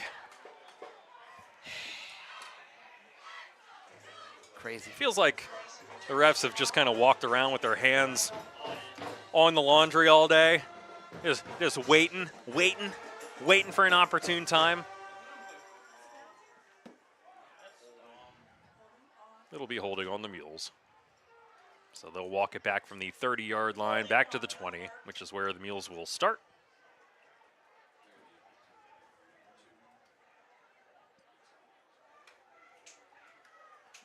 Got 80 yards with 8:04 left here in the third.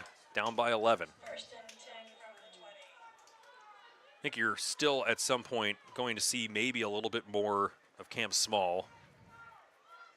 Like I said, I'm waiting for them to break out that Wildcat formation again. They've stopped moving a lot of guys in motion here, and we're going to have False start. another pre-snap Mental penalty. error here by the Mules. 5 better watch Yeah, out, man. Yeah, Musa Dunzo Better doing his watch best out for the high-stepping taunting, routine man. back I would not here. high step over a false start, buddy. You might get a 15-yarder. Looking like the Ministry of Silly Walks back here at the 25-yard line. It's a Monty Python reference. Okay. First and 15. Sorry, I know British comedy is not your wheelhouse, Pat, as I found out with Faulty Towers. Yeah, I have no clue. Only one of the greatest British comedies All right, of all come on, time. let's stick to the game here. All right, come on. Come on. All right, here we go. Come on, you gotta get a drive right now. You want any Baez and chance? Small in the backfield. Baez rolling, looking to go deep, and not well timed as Lacey going up for it and basically a jump ball.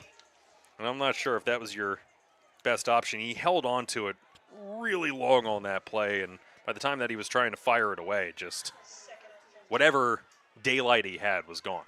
He had to throw it earlier. He waited way too long. This is something You want, learned. you want to throw it out of the break. Yeah, you want to throw it, and he was. If you're turn running that around, corner yeah. route, you throw it out of the break when he's got the space. This is tough here. You second and 15. The fifth false start hurts you, but I think you got to give the ball to the Small again. He's got out of so many jams throughout his career. They'll move Small in motion, and once again they'll hand to Mikey Miller. Miller Not much. able to escape a few tacklers. They'll push him forward back to around the original line of scrimmage, and they'll bring up 3rd down and 10. This is where it's tough. You got to get this first down if you want to have any chance. Well, and this is where, as we've gone along here in the season, you're not seeing an awful lot of the passing tree being brought out as we're going along. You get a lot of the streaks. We're You going get no that huddle sit here. route. Now they're going to have to throw the football. Baez looking. Oh, my God. Coming out of the pocket, and he's going to have some room to scramble. He's got the first down and finally brought down just shy of the 35, and the Mules will be in motion. He couldn't. He had pressure in his face, but he had Lacey wide open in the middle of the field. But he did it. Great tuck and run by Baez. Now You know what? Now your business. Baez most certainly couldn't see any of Nope. that. Now you As give it Cam to Small up the middle. He's near the 50, across the 45. I would just keep the foot on the gas. Yes, keep going. Another Keep going. gain of 11 for Small. He's up to 212. You got to get a touchdown on this drive to have any chance. Any chance, touchdown. Here we go. Handoff is to Small. Stumbles a little bit. Now across the 50. Makes 2 men miss. Trying to get out of another tackle. Does so. And then I'm pretty sure he's tackled here. Is that Mikey Miller who He was grabbed him trying to and grab pulled him him. forward?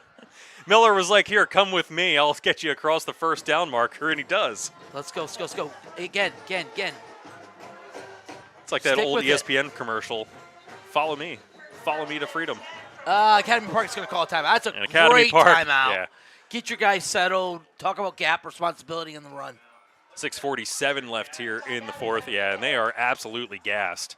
You could tell because Cam Small is doing whatever he wants up the gut there, and they're getting 0 push off that line at this point in time. So, time to talk about birdies. Yeah, I have no transition this time, but make sure you check out Birdies because it is your one-stop shop for everything awesome in Exeter. They have the best burgers in Berks.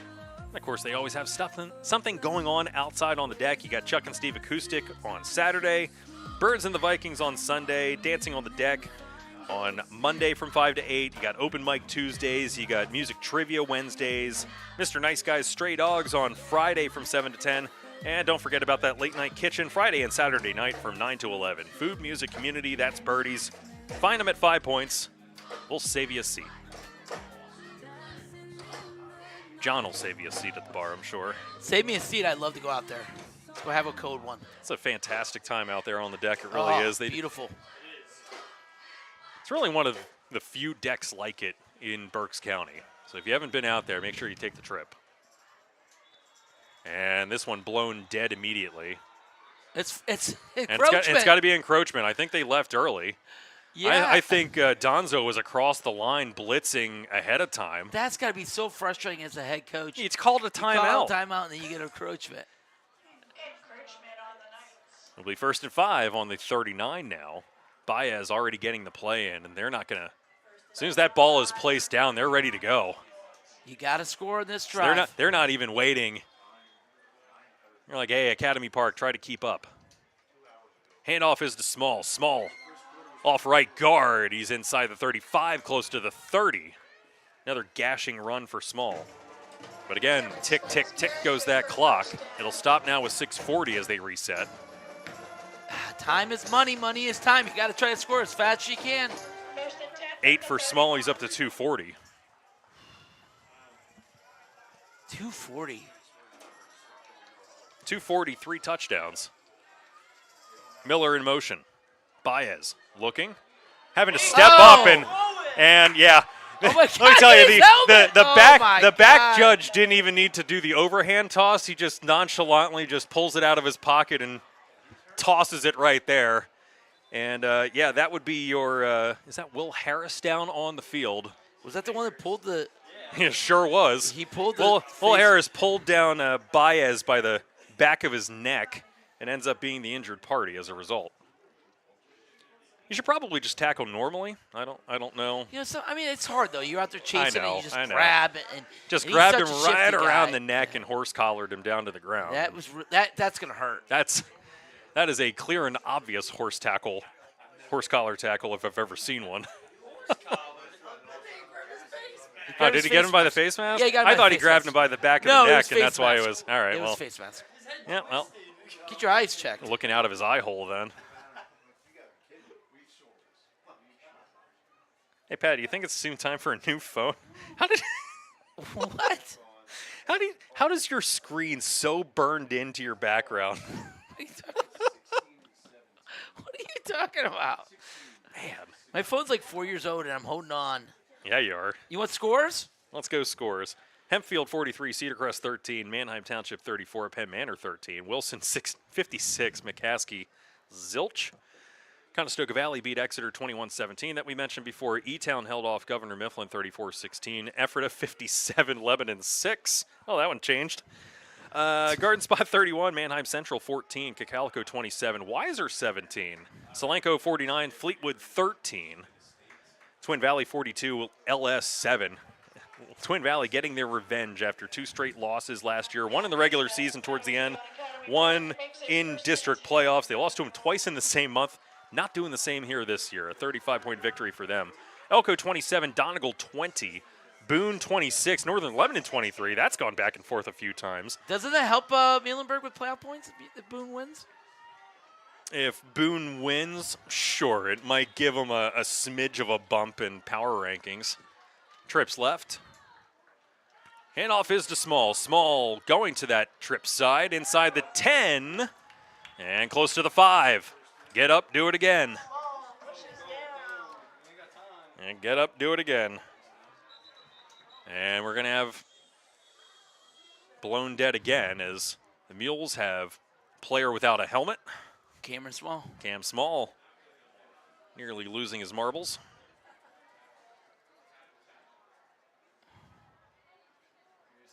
From the 16 to the 9, so 7-yard gain. Nope, they're going to keep Small in, and What are they doing? we're going to actually have a personal foul, and it'll be on Academy Park, so I didn't half see the that distance. flag. Anyways, Didn't even see that I think flag. they Don't know where it I think came from. I think they ripped Small's head I off. think so helmet too. off. That was probably it. Wow. So God, these guys are trying to they'll go for the just- Guinness World Record. A 3.5-yard penalty that time. Take him up to about the 3, and nothing doing that time for Small. He's stuffed. Maybe a gain of 1. How many penalties they got? I'm not even keeping track, but Sean is. Gain of 1 brings up 2nd and goal from Academy Park has 18 penalties, according to Sean McBrien from Drago. That's Yeah, incredible. that sounds about right. 2nd and 4, handoff to Small. Small is in. Touchdown number 4 of the game, number 24 on the year. And the Mules keeping pace. Touchdown Mules! Keeping pace. Oh, here we go. Ryan, you're standing up. Now I got to stand up. I've been standing up. I don't know where you've been, Pat. 37-30. 5:39 left here in the 4th. 37-32. You got to get this to cut into a 3-point game. Honestly, you're going to go for 2, make it a 3-point game. We haven't seen Shupp kick an awful lot of field goals this year, but you never know when it's going to come in handy, and tonight might be the night. Looking for 2 out of the Wildcats. Small is Yeah, he got in it. for 2. It's a Yes. 3-point game. You're right back in it, 37-34. Wow. 37-34. You need a stop here. And officials timeout after this as another Academy Park player is down after the play. Well, if you're That looks to be Jaden Barton. if you're a defensive coordinator, this is the type of game you need Alka-Seltzer because you got to be getting frustrated by this. Score, Muhlenberg 34. 37-34.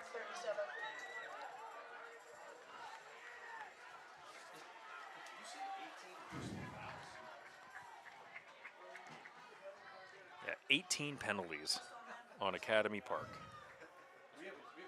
Lost the yardage. No idea what the yardage is, 18. but I'm sure that's another thing.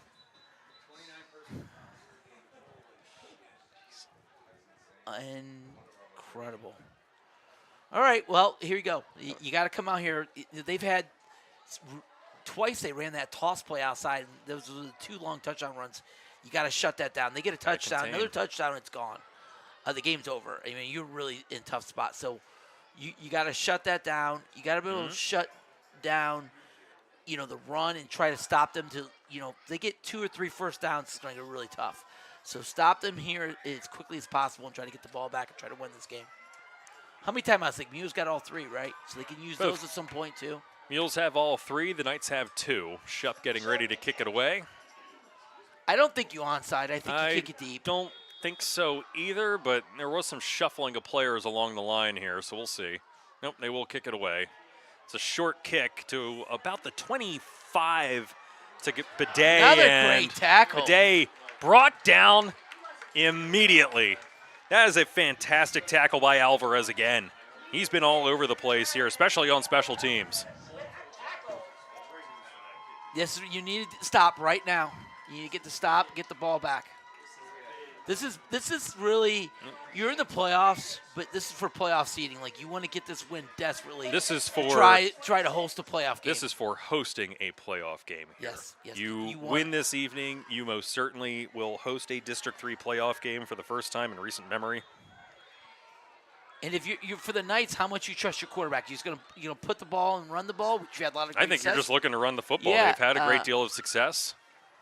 And you're the Mules, though. You're singling up out here. You're in zero coverage. You're putting everybody in the box to stop the run. So you might take a shot to This throw. time they run the jet sweep, and that's going to go absolutely nowhere. They swallow him up in the backfield. Great play, Fred Lacey making the play. Fred Lacey coming down from his cornerback position and said, "Yeah, fat chance you're getting outside of the line here." And we're going to have another injured player. Oh, he got turned up. That's Bidet again. That is a massive play on the defensive end. You haven't seen him run that a lot this. Haven't this seen week. him run that at all. Yeah, I don't think that and- we've seen the jet sweep once No, out of them. and And they break it out now. They've really been between the tackles or the toss sweep. They ran a couple times for the long touchdown runs. That was the play I thought that the Mules would break out because we've seen them run the jet sweep on occasion, or the pop pass to Mikey Miller Oh, we got. No, we don't. Okay. coming across. So man, I was surprised that when they were loading Why up in did- the middle of the line He that they only weren't lost 3 yards. going out there. Forward progress is that much? I thought forward progress was stopped at the, 21, They marked because it. he was yeah. way back there when he was marked initially it, They met. marked it at like the 23. Yeah, I think that's no bueno. So 2nd and 12. I thought it'd be more like 2nd and 16. I thought it was going to be like 2nd and 14. Looked to be around like the 21 where he was initially met, and his forward progress stopped, and then Lacey able to shove him back beyond the 20. Anyway, taking a peek here at Section 5. Yeah, Annville beat Schuylkill Valley 14-7. Lancaster Catholic 35, Pequay Valley nothing. Columbia 40, Kutztown 35. It says fourth quarter. That one still says fourth quarter. Brooks Catholic 38, Hamburg 7. New Oxford 14, Warwick 7. That one, Warwick, that stings a little bit for them. And Oxford 44, Reading 12. New Oxford's got a really good football team. They're undefeated. I guess that would make them good. All right, so here you go. 2nd and 12, 5:18 left. 2nd and 12 with a generous spot. You got to, good stop there, and I got to keep it up. You need to stop them as soon as possible. Now they're playing more traditional 4-3 with the 2 high safeties. And referees reminding him to wind the clock up here. No, you don't have to. And I'm sure Academy Park will. Yeah, so they start winding the clock, and then Academy Park decides to have a chit-chat with the ref to run some more seconds off the clock. Rob Flowers obviously a little beside himself.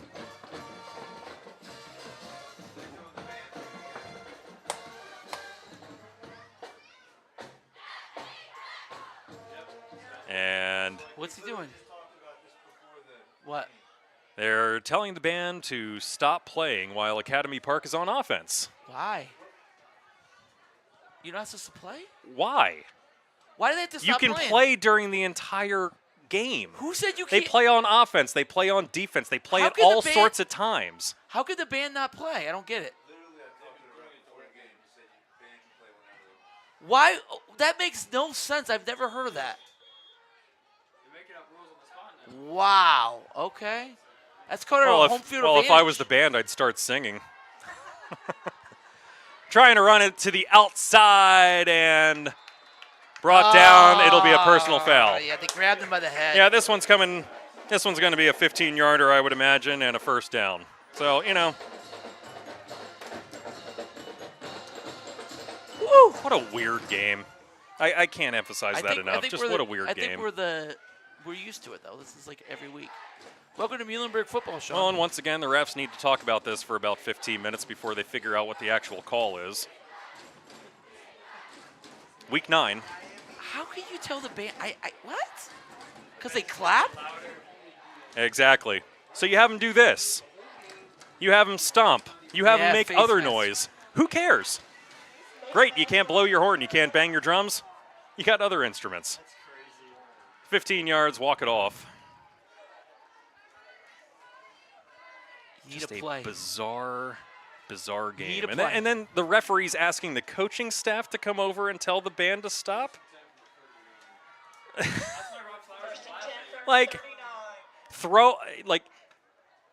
Whatever. In soccer, you can give a yellow card to certain individuals, coaching staff, even the crowd sometimes. I've gotten yelled at by referees during soccer, calling up to the press box, asking me to stop doing stuff. Soccer's a little bit different. Clock, once again, continuing to run. They'll just drain this all the way down. Hand the ball off, and breaking through, getting about 6 or so, is Barton.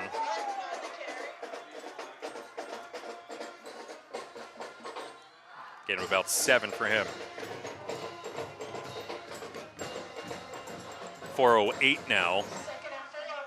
And the Mules called their timeout first. Mules have called their timeout. I was like, hey, clock stopped at 4:08. That's because the Mules have called a timeout. They got all 11 guys, within a couple of yards of the offense. But the problem is, if you have to hit the right gap, they can get a nice run. And that's what they did there first down. They got 7 yards. So Mules got to tighten up and try to get the ball back to have a chance here. They get this first down and maybe one more after that, maybe one more after that. So 2 more after that, and the game could be over. I've seen this happen once before where they told the band to be quiet. And the band director said, I'm not having any of that. And he told them to play as loud as they possibly could. And that entire crowd was roaring at the end of it. Why? I don't okay. Maybe because they clap, but it doesn't matter if that's your part of your strategy. You can't tell a clap out here in the stands from a clap on the field a couple of feet from your face. Get out of here. That's Bush League. That's nonsense. All right. That's just looking for an excuse. Gotta get a stop right here. Come on, Mules. Get a big stop. Got to be a sure tackler. Make a tackle in the backfield. Rip the ball out. Something. You need a big stop right here. Handoff. Nothing. Short. Got maybe a yard. Another timeout taken here, I believe, by the Mules. They will. 3rd down and 2 or 3. It doesn't look like he gained anything. Otero on the stop. This is where you got to have your backers shoot gaps, and you got to make sure you're a sure tackler, and you can't let them get through the line. And here they go. You got the band singing.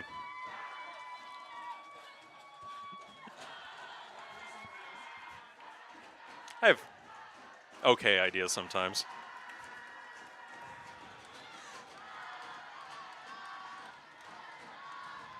Yeah. Probably having more fun this way, honestly.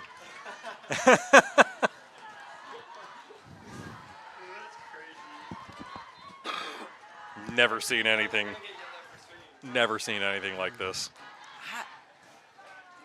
Maybe I need to watch more football. I don't know. I haven't seen that. You've been doing this longer than I have, Pat. I've never seen that. I mean, I've been to multiple Harrisburg games where they band plays the entire game. They don't stop for anything. I've been at that Harrisburg band is incredible the way they perform. I've been in a Lincoln University game. And it'll be a first down. And more. And more. Zona will make the stop at around the 21-yard line. It'll be a gain of 26. And there's a late flag afterwards again. It will likely be a hold. And then this one, there's no blue jerseys anywhere around where that last flag was thrown. So this has to be another one on Academy Park. Is that 19, Sean? 20? 20 penalties. Wow, they're shooting themselves in the foot. Against Academy Park. We're going to holding, and we're going to get... This one has to walk it all the way back. Yeah. But once again, we'll take 15 minutes to figure it out. Still in week 9. It's almost 10. Oh, my God. I got kids at home. The only thing I got to do is wake up and go to Camp Mac tomorrow, all right? I got kids at home. Can we make a decision here? Here we go. A hold on Academy Park. That'll walk that one back. So scratch that. And then we're going to have another unsportsmanlike against Academy Park. Walking back another 15.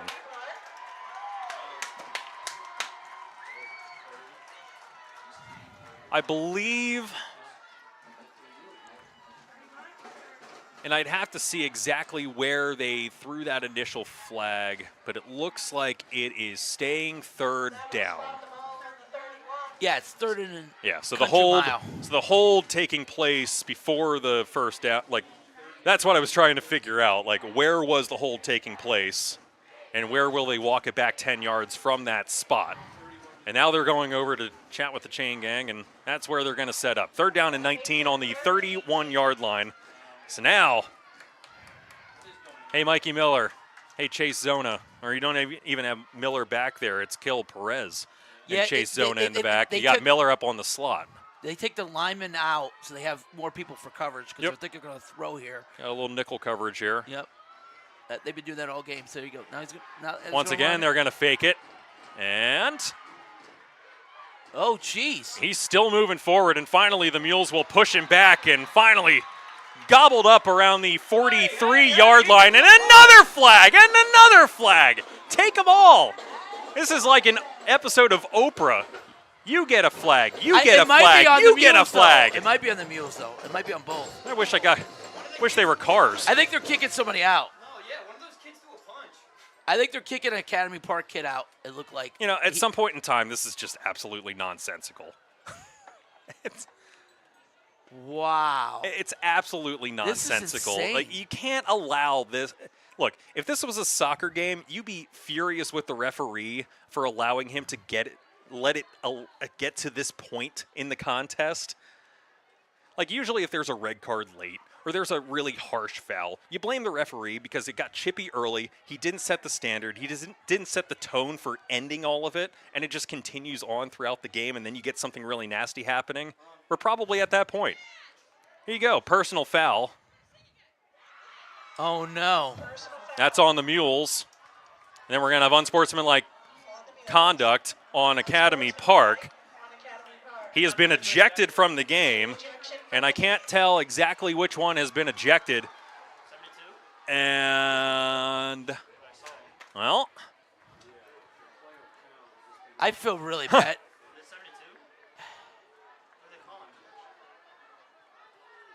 And did they not offset? They're both dead ball 15-yard penalties. So you would think that they would just offset and it would be 4th down after the result of the play. But then again, I don't know what I'm looking at this evening, so I have no idea who was kicked out at this point. Looks like it may be the lineman walking away over there. I would suspect that that is probably it. That would be 74, Ethan Kirchhoff. I think that's the kid earlier. That would be Ethan Kirchhoff, I believe, who was ejected from the game. You can see him with. Yeah. Well, you can't see him on here, but we can see him. He's got his. Well, had his hands in his. He was the one earlier. I think I got hands. the holding too. Yeah. So 4th down. They're leaving their offense out? No, they're gonna punt. He's gonna. Nope, they're going to punt. But don't be surprised if they do something silly here. You might want to get somebody back. I don't think they're planning on it. They're just going to let it die wherever it dies and mark it down. Not even going to attempt. Don't send anyone back there. They're going after it. They're going to punt. Nope. And Nice they're just punt. going to let it go. Yep. Oh, That's going to take an Academy Park bounce, That's and that why is you got to have somebody back. actually a heck of a punt. It's going to die at the 20-yard line, right on the nose. That's why you needed somebody back, because they could have caught it. 44-yard punt. Not too bad. Well, they got, how many timeouts the Mules got? None? One timeout. They should have one timeout left. The scoreboard doesn't indicate that, but they took 2 during that drive. Probably would have taken a third had they stopped it on 4th down, but on 3rd down, and everything that was occurring stopped the clock for them. All the personal fouls, all the penalties, it stops the clock. So, thanks for saving a timeout for us.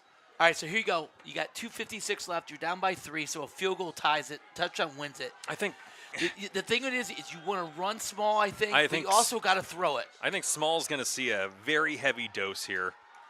And there's Cam. Right up the gut. He's across the 30-yard line. It's a 1st down. I think you just keep giving it to Cam Small.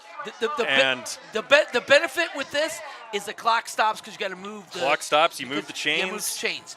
Unlike NFL, this is a huge advantage. So I give it to him again. He's on fire. Yep. 12 yards for Small. Small once again, this time bouncing off some tacklers. Now getting spun down inside the 40-yard line. This is very similar to last week, except the opposite when they were running the ball down the field effort and they eventually had to throw it. You're going to eventually have to throw it because you're going to run out of time. I'm running out of space on my stat sheet here for Cam Small, but by my carries, I got him up to 272. Cam Small, or this time Lacey. Out of bounds. Going out of bounds will stop the clock in perpetuity here for a little bit. That's the bubble screen we haven't seen much, so there you go. So you're in good shape now. You got the 1st down. About 4 Somebody's yards hurt. to Lacey. Lacey looks like he's down. Cam's kind of limping down over here. Yeah, Lacey's You know what? like Get him. hurt. Get him off. Get him looked at. Whatever you need.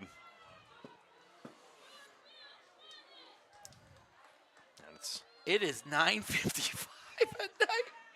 Every game's done but this. We're all the better for it, Pat. It's only because we had, 20 penalties from one side and it took 5 minutes to sort out penalties every time they called one, so. Oh, my God.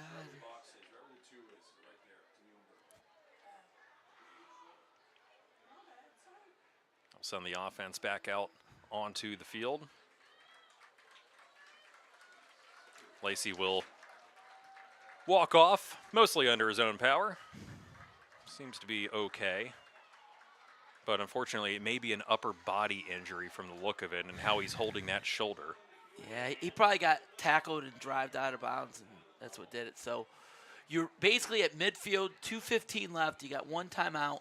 You can still run Cam, but if he doesn't get a first down on some runs, it gets a little tight. Yeah, I think you may lose Lacey for the rest of this contest the way that he's holding that arm. And that's tough because now you lose your best receiver or second best receiver. It's not great. Baez rolling, throwing, has a man, has Mikey Miller at the 35, gets out of bounds. From the 49 all the way down, they'll mark him at the 33-yard line. Gain of 16. That one a really nice concept. Like I said, I just want to see more out of these route trees. Do something a little bit more than just run to the sticks.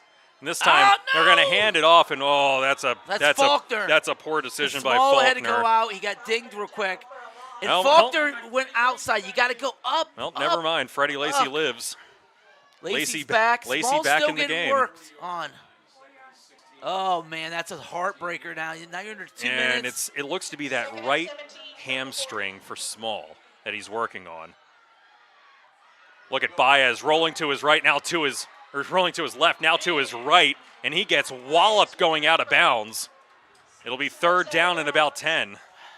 Just, Faulkner's not in that situation much. It's not his fault. He does not get many carries. And, so now you're 3rd and 10. You bring back Small. You got Lacey and Small back out there. Woo! Man, oh, man. Miller's coming back in. If you get 4th and 3, do you try to kick it? Third down and 10. I think you're way too far away for that. Probably. You need to be somewhat close. I'm not sure what Shup's range is, but I wouldn't put it outside of the 30s. This is the call. Do you run it or pass it here? I think they're faking it. Out to Lacey. Lacey with the catch. Gets a good block from Miller. He's across the 30, down close to the 25. And you know what? That's not the worst. 4th and 3. Here's the ball game right here, boys. You will be the ball game. 1:15 and counting. Clock continuing to run. Just one timeout. 4th no and 4. need to take it if you're the Mules right now. 4th and 4. They're going to go trips right. And the Mules will likely take their last timeout. Yeah, Mikey Miller didn't know the play. He was going over there, had his hands up. So.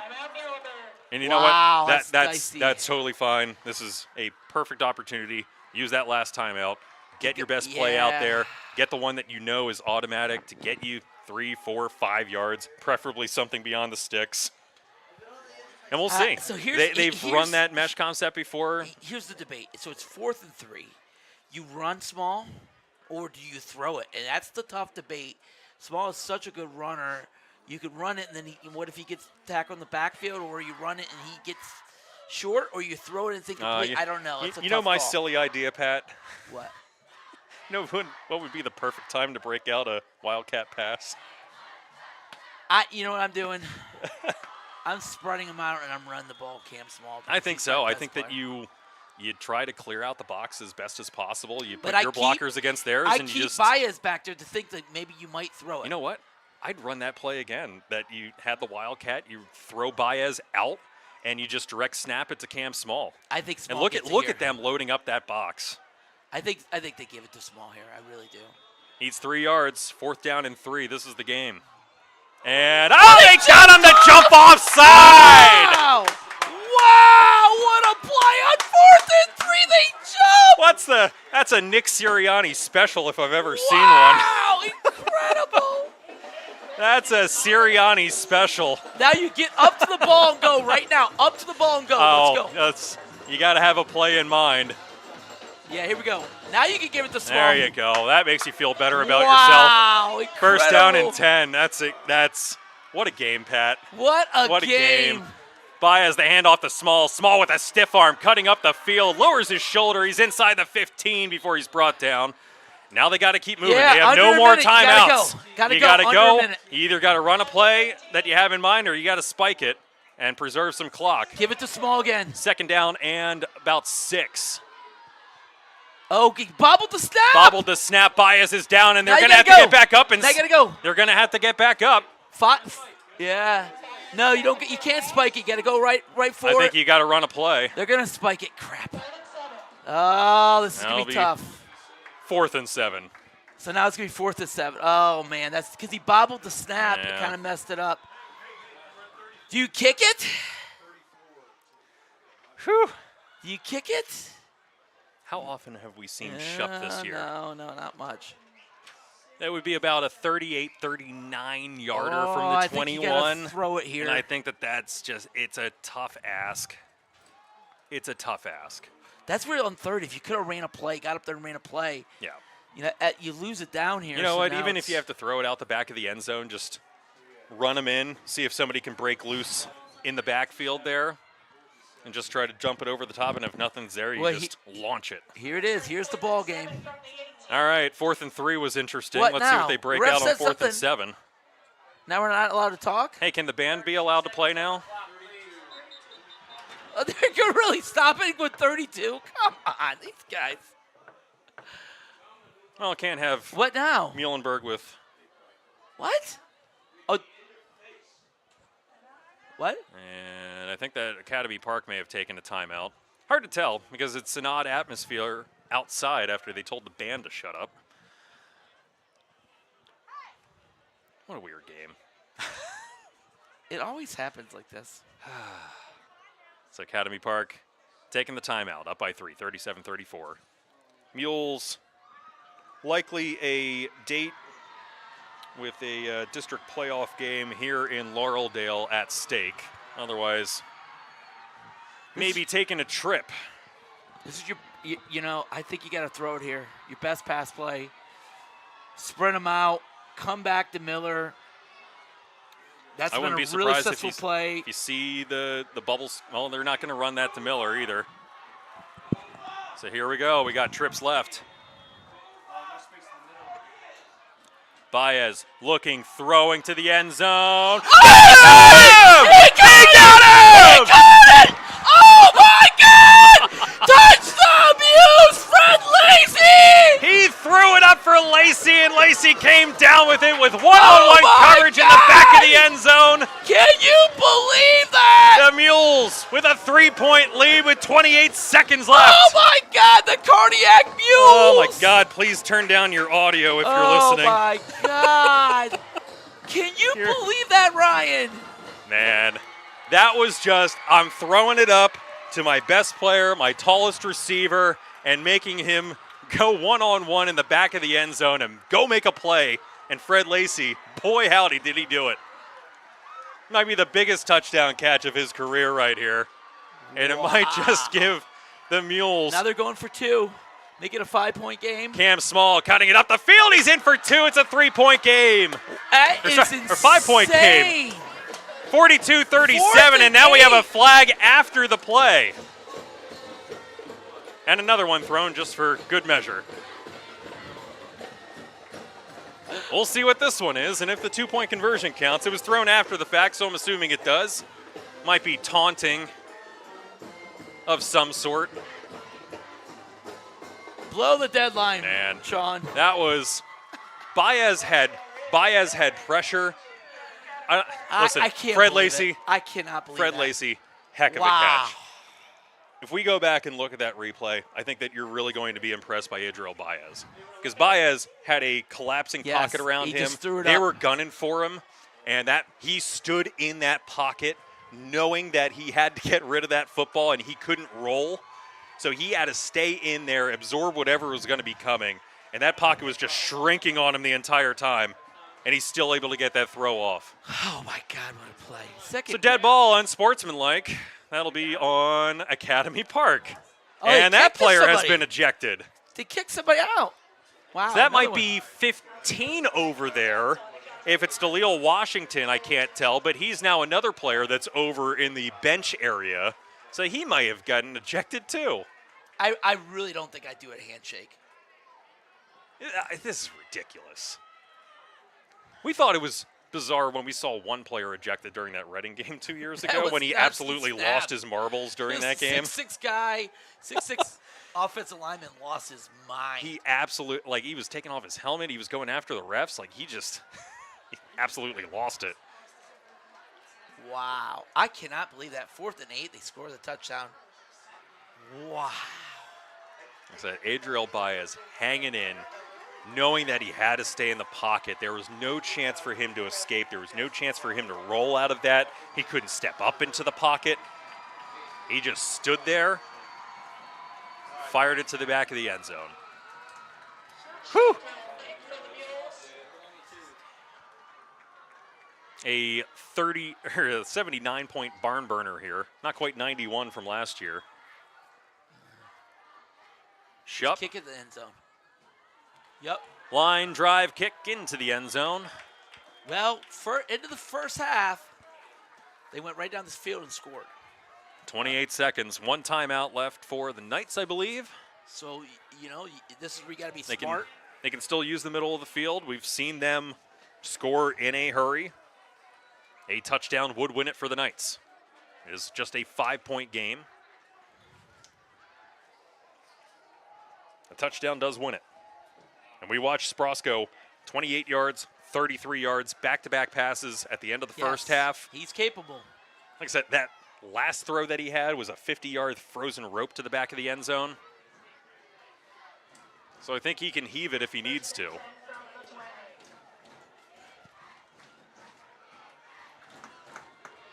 Once again, 2 wide receivers up top and down below. They're giving chase. Collado really giving chase. He's got to run for his life. He's up to the 35. They're going to have to call a timeout. It's their last one, and they will. No, they're not. They're getting up. He's going to spike So it. they got the first down. 14 seconds, 13, 12.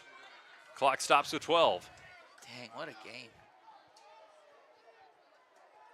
How many viewers we got? A lot, I hope. It was over 100 last time I looked.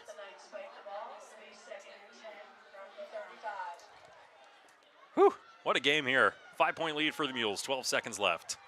Incredible game. Got maybe 2 plays left here for Academy Park. And they've got to go 65 yards. You throw something over the middle and call your timeout and then try to get one more play. Nothing over your head. You can see how far back these double-high safeties are going. And you can't see it on your broadcast, but they're up almost at their own 45-yard line.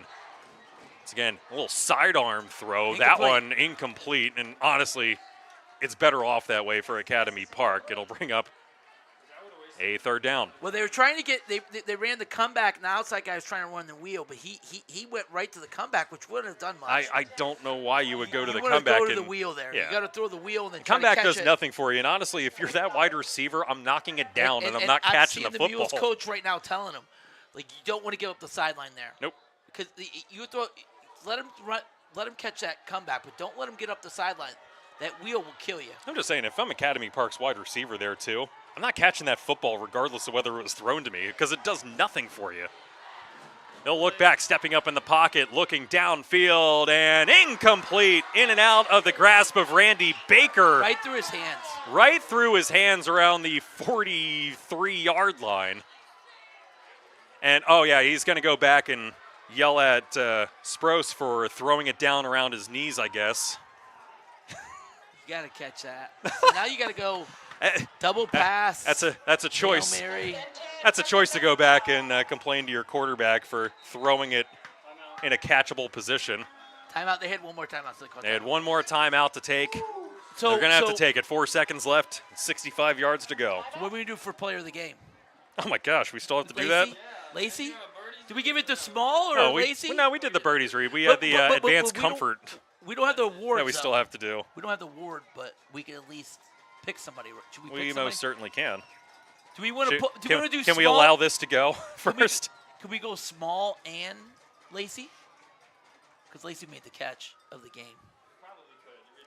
There are no rules here, Pat. Why don't we grab players of the game? Go shave that plaque in half, and they can each have half of it later. Do we have a? We don't have the plaques. Do we have a kid from their side or no? Because we don't have a plaque, so no point. Can we give it to the 21 penalties? Or give it to Daddy Yankee. 4 seconds. All right, last play. Come on. And Nothing behind you. Nothing behind you. 5 yards left. Keep it in You can front of see you. our double high safeties are even further back. You have multiple layers of defense here because you have Cam Small around the 50-yard line. You have the 2 single high safeties around their 42. You have another group around the 45, and here we go. They're going to throw it deep and right in the vicinity of Chase Zona. Is that another game-ending pick? All he does is catch interceptions. They threw it in the vicinity of absolutely nobody, and the Mules are going to come away with a win tonight. Touchdown, Mules! The Mules win. What a game by the Mules. 42-37 in a game that will not be replicated for hopefully a good long while. You know what this means, Pat? What? Birdies. Means that well, maybe. Means that in 2 weeks, might just be hosting a Yeah, playoff game here. baby. How about that? How about that? I get to hang out with Ryan. Might just be hosting a playoff game here. It has been a very long time. The Mules are going to shake hands, as are Academy Park. The Mules were ready to shake hands well before Academy Park was. Well, we got the win, and Academy Park set a world record for personal fouls in a game. We've seen somebody get. Oh, Lord. All right. And we're playing for a section title next week. We are technically playing for a section title next week, thanks to Exeter losing to Conestoga Valley. That's not lost on us either. Oh, geez, the player's going after one of the. Oh, and now we have a ruckus on the field afterwards. That's why you don't shake hands. Academy Don't Park's shake trying hands. to pull players back. Don't shake hands. You got Mules trying to pull players back. You got 14 and 15 still chirping. And now you're going to have security out there. And actually, the cops are out on the field to ensure that everyone goes on home. Okay, well, So I guess with I that, should go down, right? So yeah, let's have you go down and Fred Lacey and Cam Small. And I'm pretty sure we still have our advanced comfort specialists ad read or heat check play of the game. Do you have that ready for us quick? Advanced comfort now I think specialists. that we can officially do heat one. check. The heat check play of the game, without a doubt. Adriel Baez on 4th and 7 to Freddie Lacey in the back of the end zone for the game-winning touchdown. Without a doubt, that is your heat check play of the game. Upgrade to efficiency and put $1,000 back in your pocket. Install a new AC with Advanced Comfort Specialists and save $1,000 instantly on your furnace upgrade.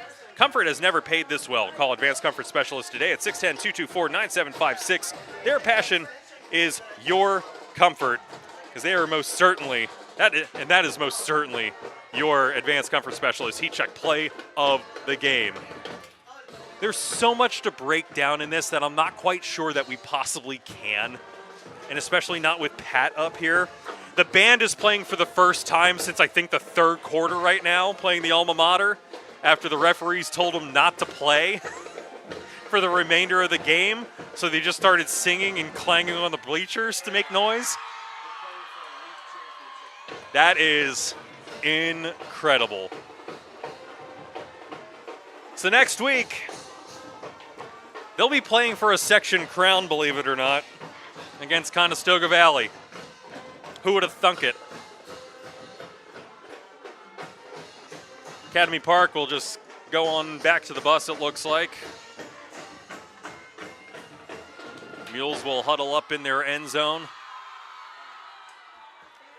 Yet another character win here for the Mules, and I think that can't be understated. This is back-to-back come-from-behind victories now for the Mules.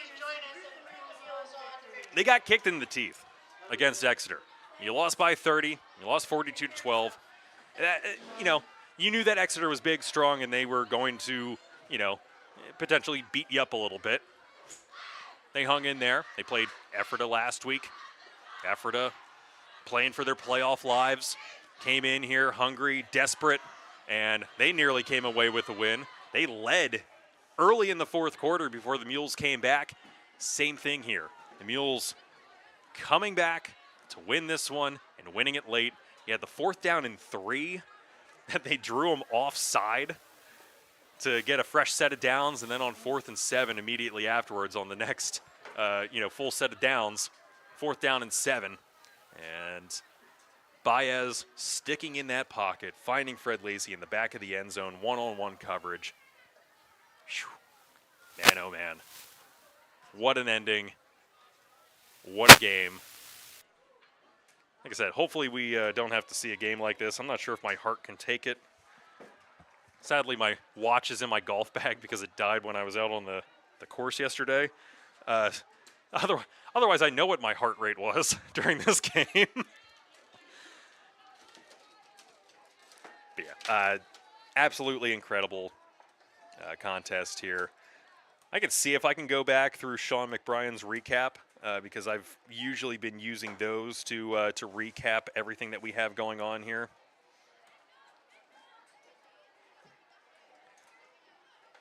Man, oh man. Adriel Baez finishes with 2 touchdown passes. Cam Small ends up with 4 touchdowns on the ground. Without a doubt, most certainly he can be player of the game nominee as well. He finished with, by my tally, and this is unofficial, 278 yards on 31 touches. Not too bad. He had 29 carries last week, 31 this week, and nearly running for 3 hundo.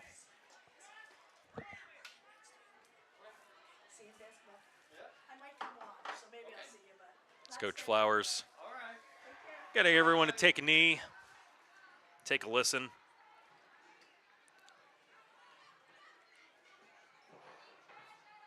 So the team continuing their best start since 2007.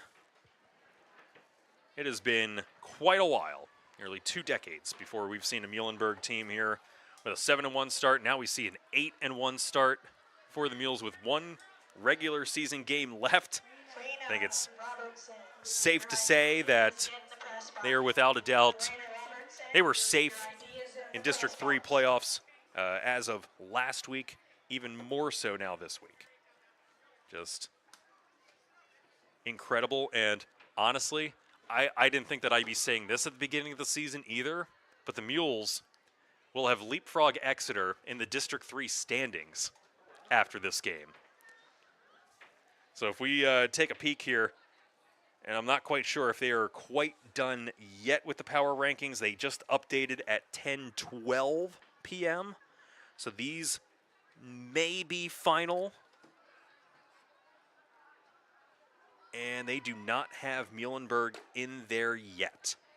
But I will say that in 5A, Muhlenberg still sitting at 7, Exeter at 8 at 7-2. Mechanicsburg won, Solanco won.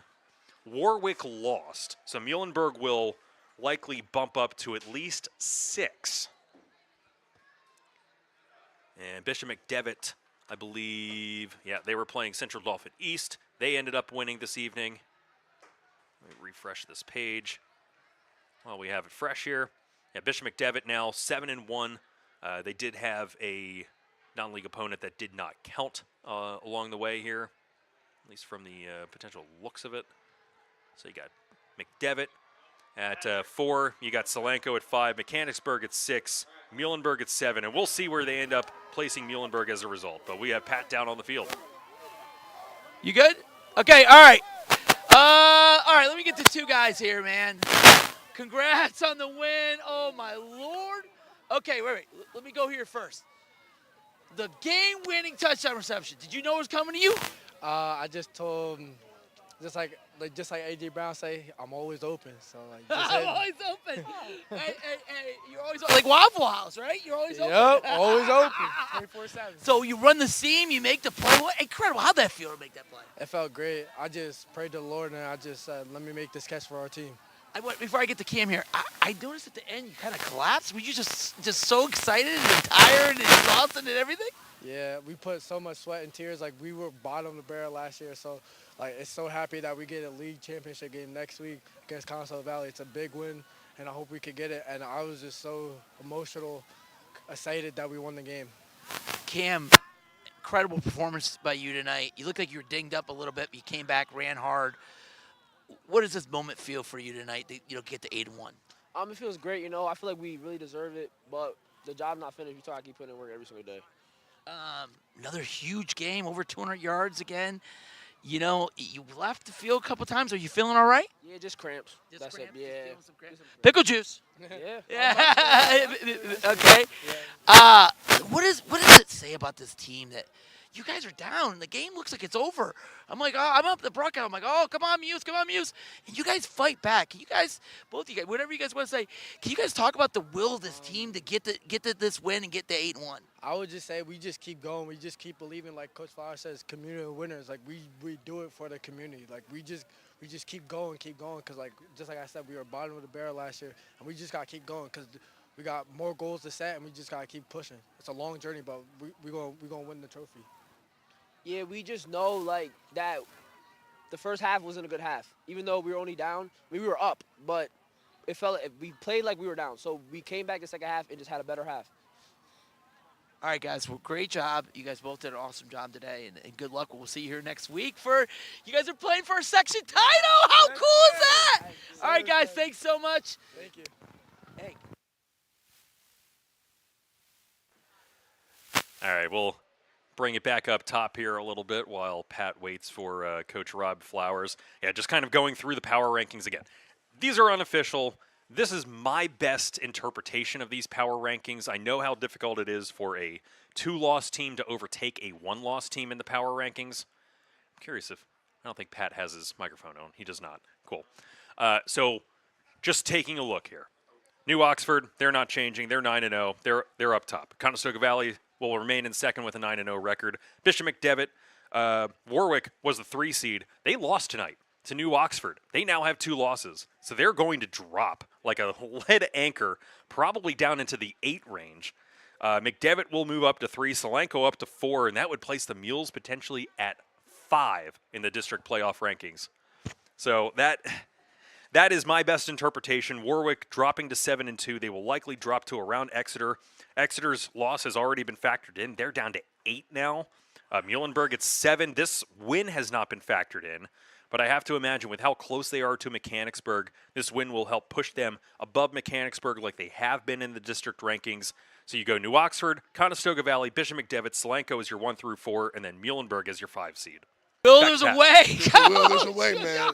Oh, my God, what a win. What a win, man. What a comeback. Oh, my goodness. I'm so proud of our young men, so proud of our program. I'm just so happy for these guys, man. Like all we've been asking them to do is just to do things together and just do it the whole way through for 48 minutes. And we know we had some adverse situation, man, but they stuck together, man, and that's what we want them to do, and that's what they did, and that's a beautiful thing. What about the play by Baez to throw it up? He had pressure in his face, and then Fred Lacey makes that great touch. That's incredible. I've been saying since the beginning of this year, man, these guys have put work in together for a long time. And, that was one of my messages to them at the half, man, is you train too hard to just give shit. Go ahead.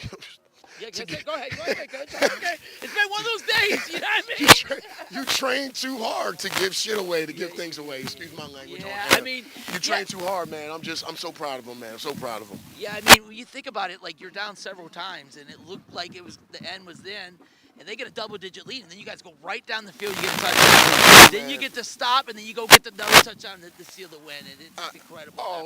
I'm so proud of them, man. Like that's where I'm at, man.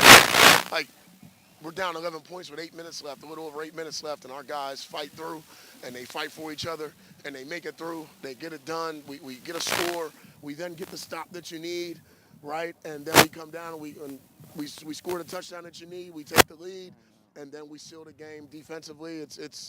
I'm so proud, man. And then to think, man, I guess Conestoga Valley beat Exeter. They did. They came back. They did an onside kick. They beat them 21-17. So the Muhlenberg Muhls are in a section championship next week.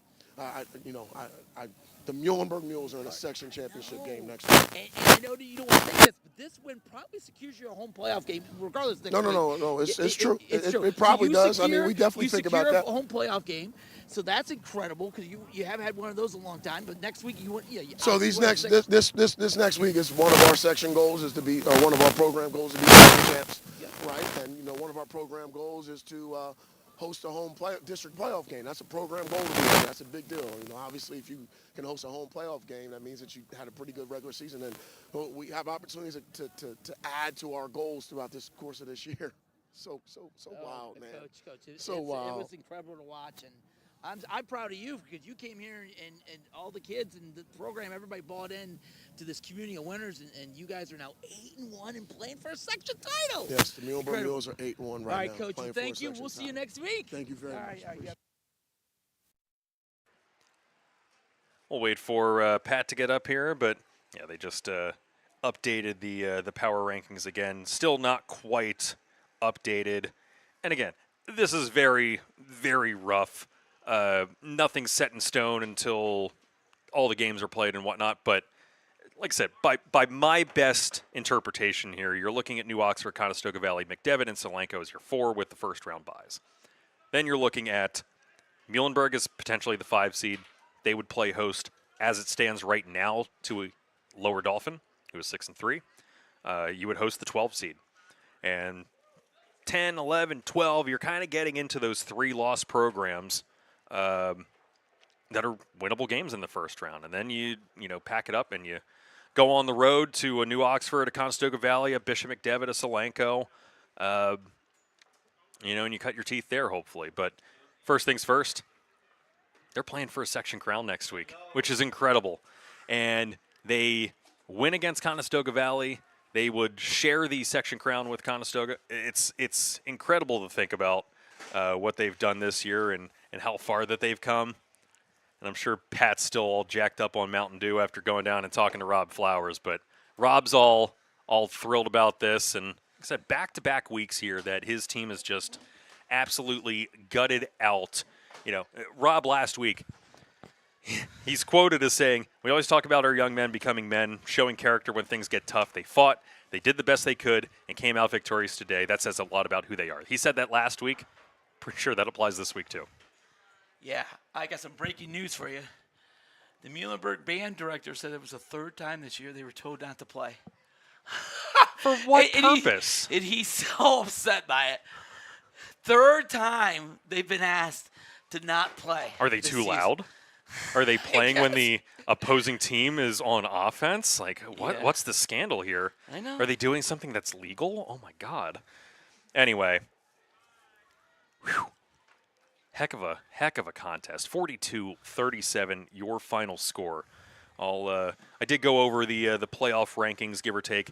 Just taking a peek at some of these stats here. It looked like Baez somewhere around like 14 pass attempts, completed his last 4, including the touchdown, 2 touchdowns through the air, about $127 passing. Camp Small, 31 touches, by the way, 278 and 4 touchdowns for him. How's that hamstring feeling for Cam down there? Cam said he's fine. He said it was cramping. See? Give him some pickle juice. Baez also had 22 on the ground. Mikey Miller with about 38 on 8 carries as well. And listen, Academy Park, whew, if it wasn't for the fact that things just came crashing down so hard for that team, I almost can't envision what in the world happened because there were so many things going right for them at one point in time. They were handing off to Miles Boone. Miles Boone finished with $147 on 10 touches. Jaden Barton finished with 114 yards on 9 touches. Sprouse ended up with 42 yards running the football, give or take. Devontae Ross had a 15-yard run. They were running the football really well against the Mules, and then all of a sudden, it was like they just hit a brick wall. That third quarter was weird. There were only 7 points scored after, 48 in the first half combined. Only 7 points in the third, and then you had the entire fourth quarter just absolutely fall apart. Yeah, they had 23 penalties. That's insane. Academy Park had 23 penalties. And I'll say this as not to be a detriment or anything, and not to be negative, but you don't expect that out of a coaching staff that Academy Park has. Right, I agree. We come in and we talk about how, their coach has won multiple, he's gone to the state semifinals with this team before back in, 2016? Mm-hmm. So he's taken them almost to the promised land before. They've had really good teams. They've had a really good program here for so many years. And then there's just a complete and utter meltdown here towards the fourth quarter that everything, you had multiple players ejected for Academy Park at one point in time, 23 penalties, and how many of those penalties were all just personal fouls? It was horrific. I mean, it really was. That coaching staff has to be embarrassed. And it's a shame because it's an excellent coaching staff. Yeah, and they got to really go back and talk to their kids and say, this is unacceptable behavior. And listen, I'm not sure how things are down in the league that they play in. Obviously, they're coming up here. Berks football, Lancaster Lebanon League football, maybe a little bit different than getting down towards Philly, getting down into Delco, getting down into some of those teams, right?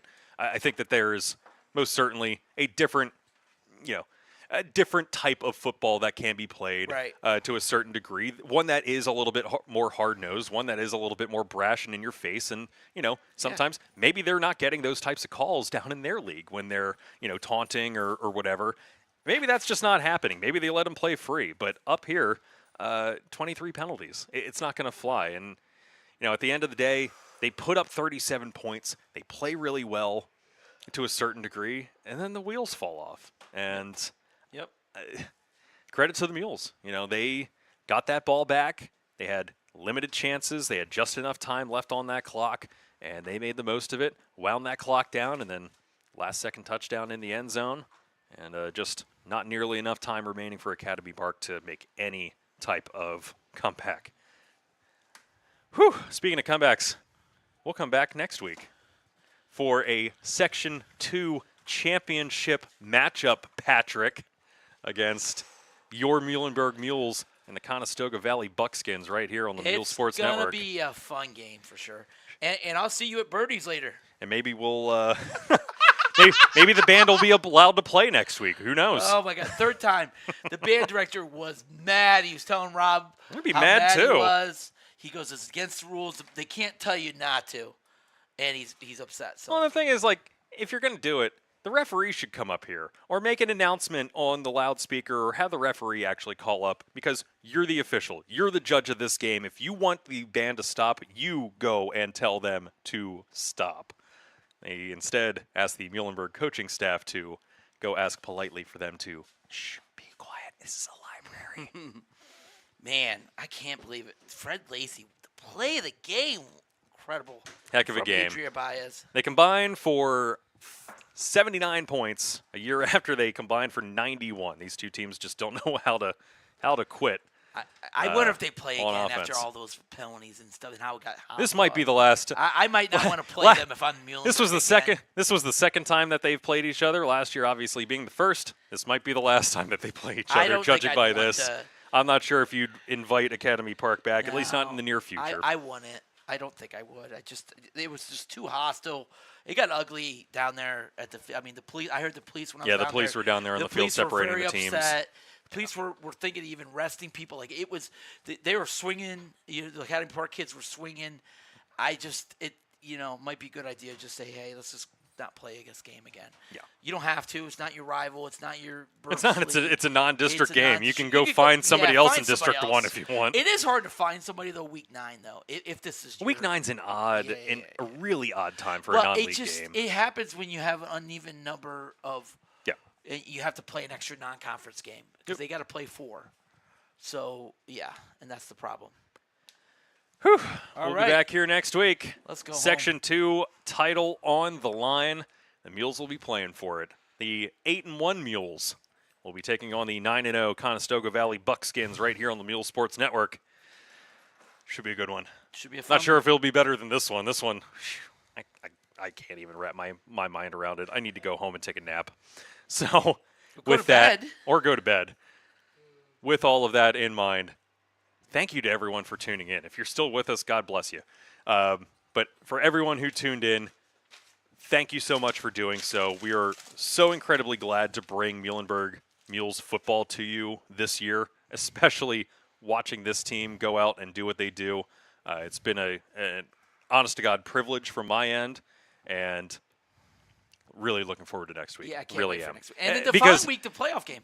This is This is almost like a proud dad because I've seen them at their worst to a degree. I've seen them in their infancy with Rob Flowers, and now I'm watching them grow up before our very eyes, like I am my own kids, right? You're watching them, even on a week-to-week basis. Like I said, they get punched in the mouth by Exeter, and then they come out with two come-from-behind victories back-to-back weeks to show their mettle, show their character right before a showdown against Conestoga Valley. So it should be a good one next week. So thank you again for tuning in. Thank you to our sponsors. Thank you to Jerry. Thank you to Pat, Chris, and Bradley for your help this evening. And for anyone else that I missed, I'm Ryan Lineweaver. We'll see you next week. Go Mules!